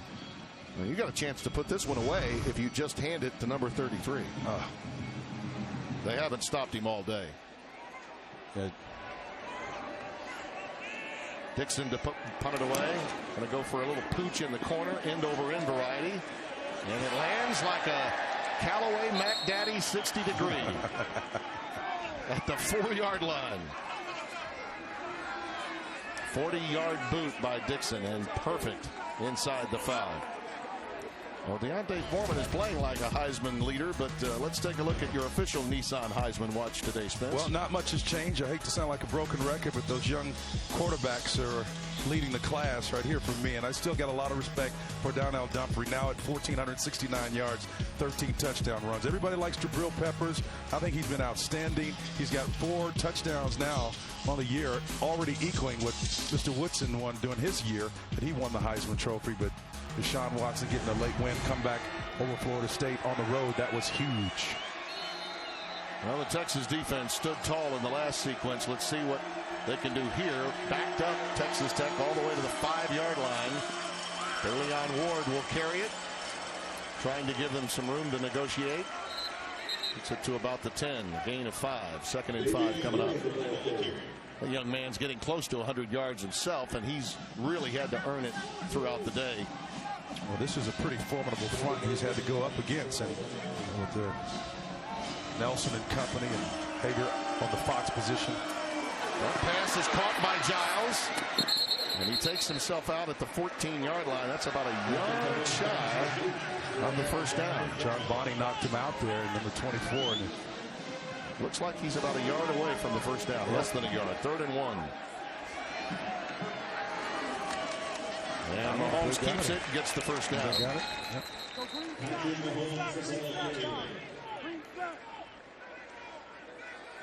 Well, last week against TCU to tie the game, they had a 6-minute drive.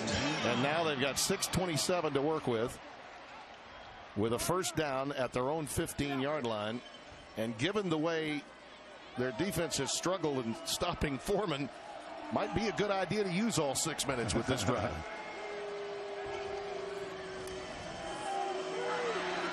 Underneath for Ward, incomplete.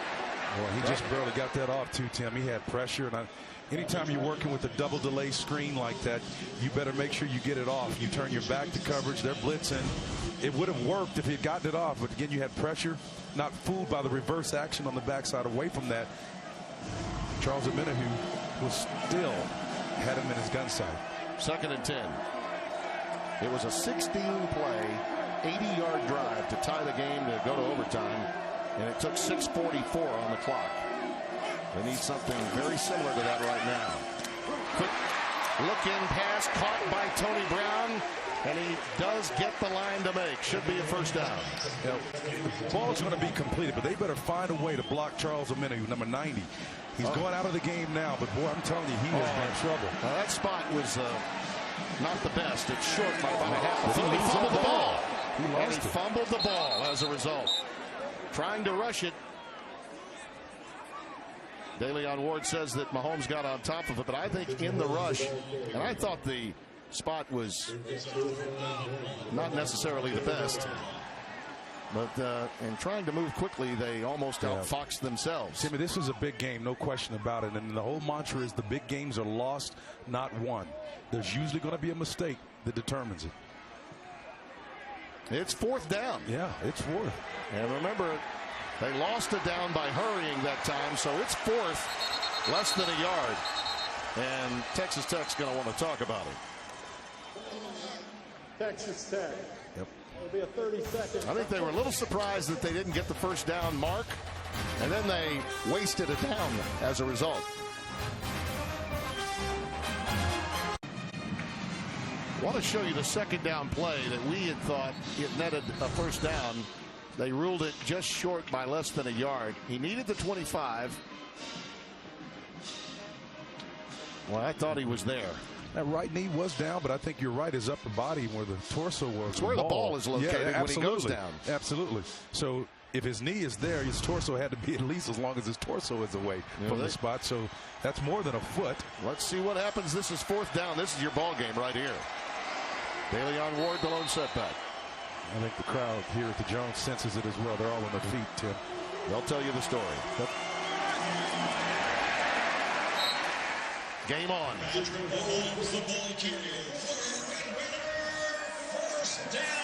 More than anything, taking the timeout just settled everyone down. Yeah, it did. It really did.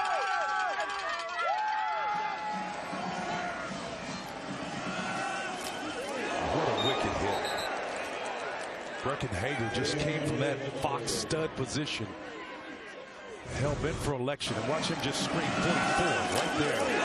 Just lays it, comes off of his feet. Young running back remembers who number 44 is. He's got that long flowing hair, but don't be deceived. That kid right there is a football player.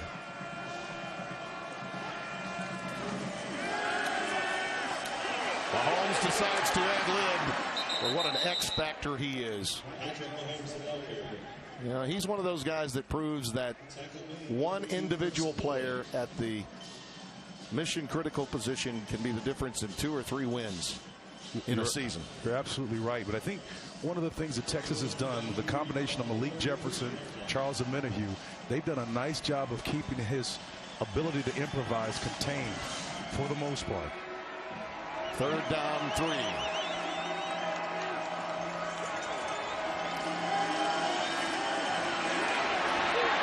Mahomes on his own. Boyd with the stop. Let's see where they mark it. He went right for the chains. He's upset with some of his teammates. He's going to go airborne to get this one, and again, got him on those quads. Well, it's always tough to get forward motion when you get hit in that area. Gonna have another 4th and short. Yeah, gonna be 4th and short. Gotta get it. And now another timeout. Cliff's burning him on these mission critical decisions. The gain is under further review. Well, that's a pretty good idea to get another opportunity. You can see Patrick talking to Cutie. I think it had to do with the route that was being run. There must have been a communication issue. Well, that ball is across the line. Yeah. He's got it extended out there. I think that's the point. And then, of course, when the ball goes out of bounds, that's where it should be marked. I mean, the ball is full. Yeah, it's over that. Yeah, but again, the line is unofficial. Remember, that yellow line is not official. And I mean, 4th and short for this team is tough to get consistently against Texas because they are so stout up front. And you're talking 325. You can start going back to the second line players, 317, 292. Those are nose tackles. Those are playing what we call zero technique positions directly over the center. Their job is to cover 2 gaps. That's the purpose they're there. It's very rare to overturn where the spot is located. Very rare. I think in all the years I've been doing it, I've never seen it happen. I remember it happening in a New England, Indianapolis NFL game once. The ruling on the field stands as called. 4th down. Yeah. Well, Texas Tech is 2 of 3 on 4th downs today. They're going to have another one converted if they're going to have any chance today. This is going to have to be a creative play, Tim. I just don't know if I would ask my guys to stick their nose in there and go get 1 yard here against this front. Here we go. They line up tight. Wow. Baylor down the ward is the setback. You can push, and that may be what we see, and they do. They believe they've got it. But it depends solely on the spot. Right foot spot usually is good. Left foot spot usually is not. Oh, that's a bad spot. Texas, it's a bad spot for Texas Tech, and the Longhorns will have secured this with the stop. Time out. Measurement. Wow. He can't believe it. No excuse me way, says Cliff absolutely. Kingsbury. Well, I'm not second guessing now. I said it before the play. I thought it was a. Yeah, they were going to be prepared for that. Yeah, you gotta come with something else. Yeah. Ball game. As long as Texas just runs it, gives it to 33, that should do it. I mean, that was your game right there. You're rolling the dice to say it's game on or game over right here with that particular play. The surge and the push that front for Texas got is all you needed to know. Chris Nelson and company with that push, getting some help behind them. Timothy Cole pushing as well. Did him in. Charlie Strong's happy about the outcome, but I question as much the play call in that situation there. Yeah, I'm with you. You smelled that one from the get-go. Foreman and more Foreman. And by the way, if he takes all the yardage between now and all the way to the end zone, then he'll be breaking all the records for a single game performance. He's 10 from the record right now. Second down and 2, the ball at the 32-yard line. Now, this is just as important for Texas to make the right call. They squandered an opportunity on the last series they had and ended up with a 37-second drive. He's 14 yards from the record right now. Got my statistician Scott Alexander in overdrive. Yeah, he's in overdrive. Earn it today, baby. My man Scott. That's all right. 2nd and 7 coming up.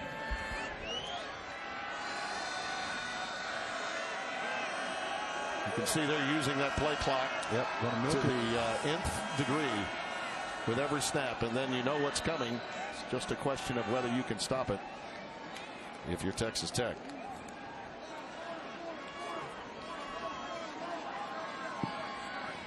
Would you think about a play action pass? I would move the pocket for sure. Oh no, just give it to him. A yard shy of the first down. Chris Williams, number 6, makes the stop. And a timeout taken by Texas Tech. Yeah, but now you've created a run conflict scenario where it's going to be 3rd and short. So now what do? Do you load up? They move the pocket on you, then they move. Then they've got you in a great situation. They can pop. They've already shown today that they can hit these passes with this young quarterback and as many as 4 different other receivers. So they've got you in a classic conflict scenario, and that's exactly where Charlie Strong needs to be right now. Well, you have David Gibbs from a defensive standpoint has to go with goal line defense, and once you break that initial plane, and you could go the distance. There's the remaining schedule for Charlie. Conventional wisdom is he has to win them all. We talked to him about it earlier in the week. You and I go way back with Coach Strong from his days as an assistant, long before he was hired at Louisville. Yep. He's got the right concept, knows what's in charge of him, and is enjoying the running. He knows it's a privilege to be in this business and be in this position. He knows the context. We watched him sit patiently while 2 other defensive coordinators got head coaching jobs that didn't have the tenure nor the staying power that he did when he was at Florida, when they delivered a couple of national championships, and he was patient, understood the nature of the game, worked on his part of the equation, now finds himself here at a mint job that anybody in the country certainly would covet. Swoops has come in, so the 18-wheeler package is in vogue on 3rd and 2. Got to get his shoulders down, man. Jordan Brooks led the charge. I'm a little curious with that call, because the moment you bring him in, you know what's coming. Well, the clock's going to They run. haven't stopped 33, but they could stop 18. Right. Again, this is all about pad level, guys. When you get down here, these guys are underneath your pad level. There is no way. It's like putting a jack underneath a 2,000-pound car. I don't care how small the jack is. The car's going to go. It's going to move. Again, I don't understand why he's not in the game. Best player on the field is not on the field for the most important play of your day. You can't be worried about placating players at this point. Swoops. Stoned. Wow. So your play-by-play guy was wrong. Game is still on. Yep. And I just never imagined that number 33 would be out of the game. I just do not believe what I just saw.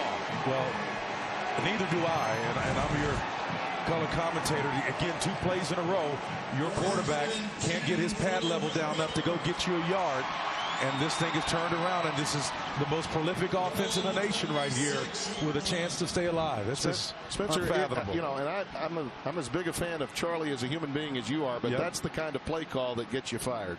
Yeah, unless there's something we don't know about what's going on with Foreman on the sideline. That's just, you need to have him in the game. He's the best player on the field. Yep.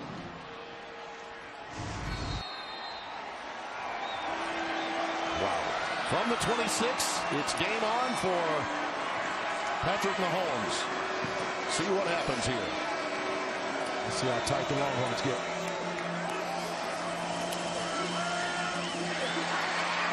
Cutie to the 31-yard line. John Bonney made the stop. Clock continues to move. They didn't have to use those timeouts, so they're down to 1, which is important.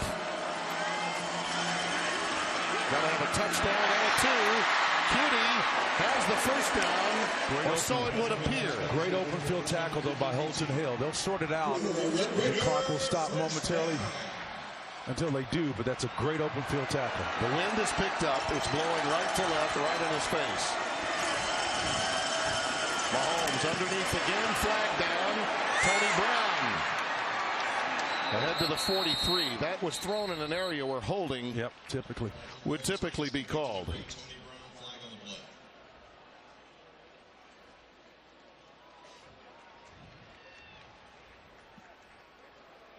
Personal foul. Wow. Hands to the face, number 93 of the defense. At 15-yard Yikes. penalty Boyette will be Jr. added to the end of the run. First down. Talk about a game changer. How about that? Paul Boyette Jr. again. You can see him right here. Got that left hand in the face. Yep, he did. That's Tony Morales, the center. He just sticks him right in the face with it. Big games are lost, not won, Tim. Mistakes, baby. Mistakes does it. From the 43, first down, Mahomes delivered low and incomplete. Cutie could not bring it in. Good pressure once again has been the case pretty much all day from Texas, but again they're in this situation because of a hands to the face penalty that put them in another precarious spot. 2nd and 10.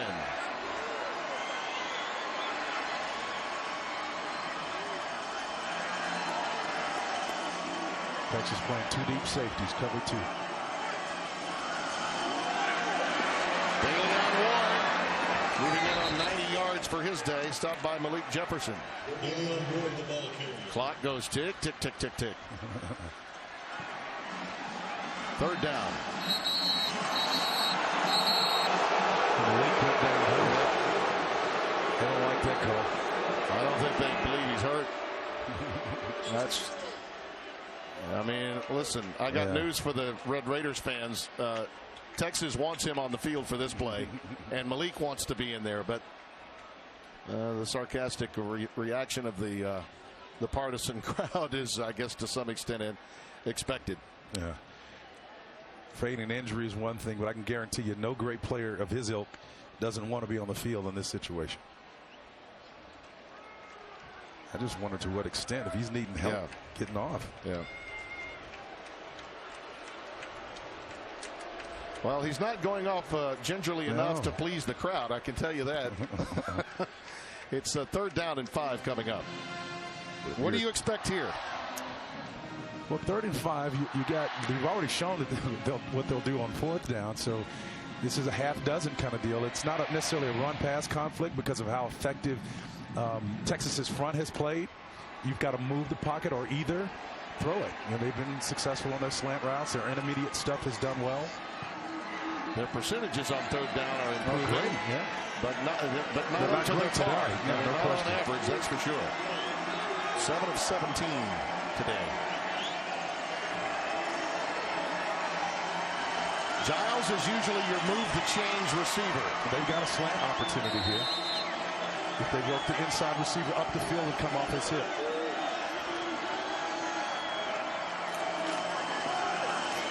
It's Ward, clearly 4-down territory, and he takes it to the 35. They still need 2. The clock continues to run. Cole came up there and got his nose into it. 4th down and a long 2 yards here. This definitely is the ball game right here. Underneath, he's got Cantrell. It's a 1st down and more to the 20.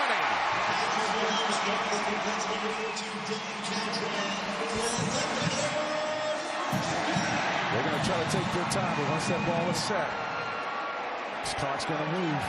We do have a long timeout left. I'm going to take it. LonghornNation Hughes is down. Injury timeout.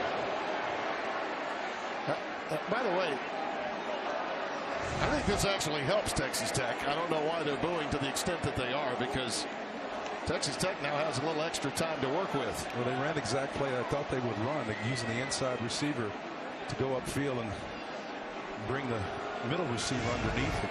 And if this were a little bit earlier, if we had more time left, I could see where the idea that, well, you know, they're on the ground, just want to stop the clock so they can get their defense called. Let me tell you, you've only got one timeout left. You've got a field goal, opportunity. If an extra point is out of the game, you've got to score a touchdown and a 2-point conversion. Yeah, absolutely. So the extra time here really helps. Yep. Yeah.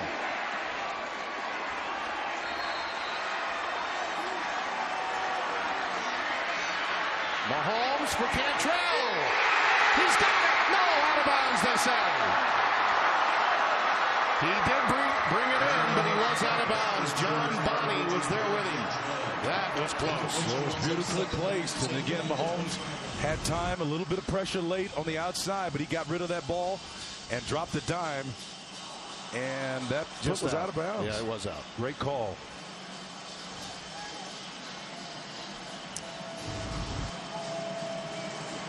In 2008, the last time they beat them, it was in that end zone with Michael Crabtree making the catch.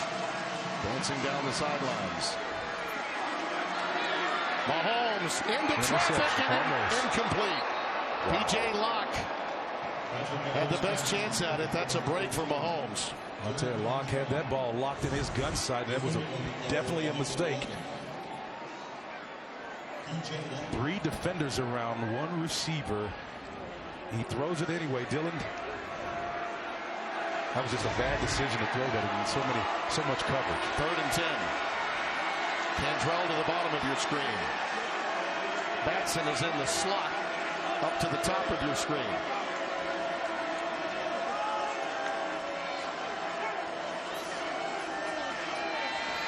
Mahomes into the end zone. This one is picked off. Chris Boyd. Game, set, and match.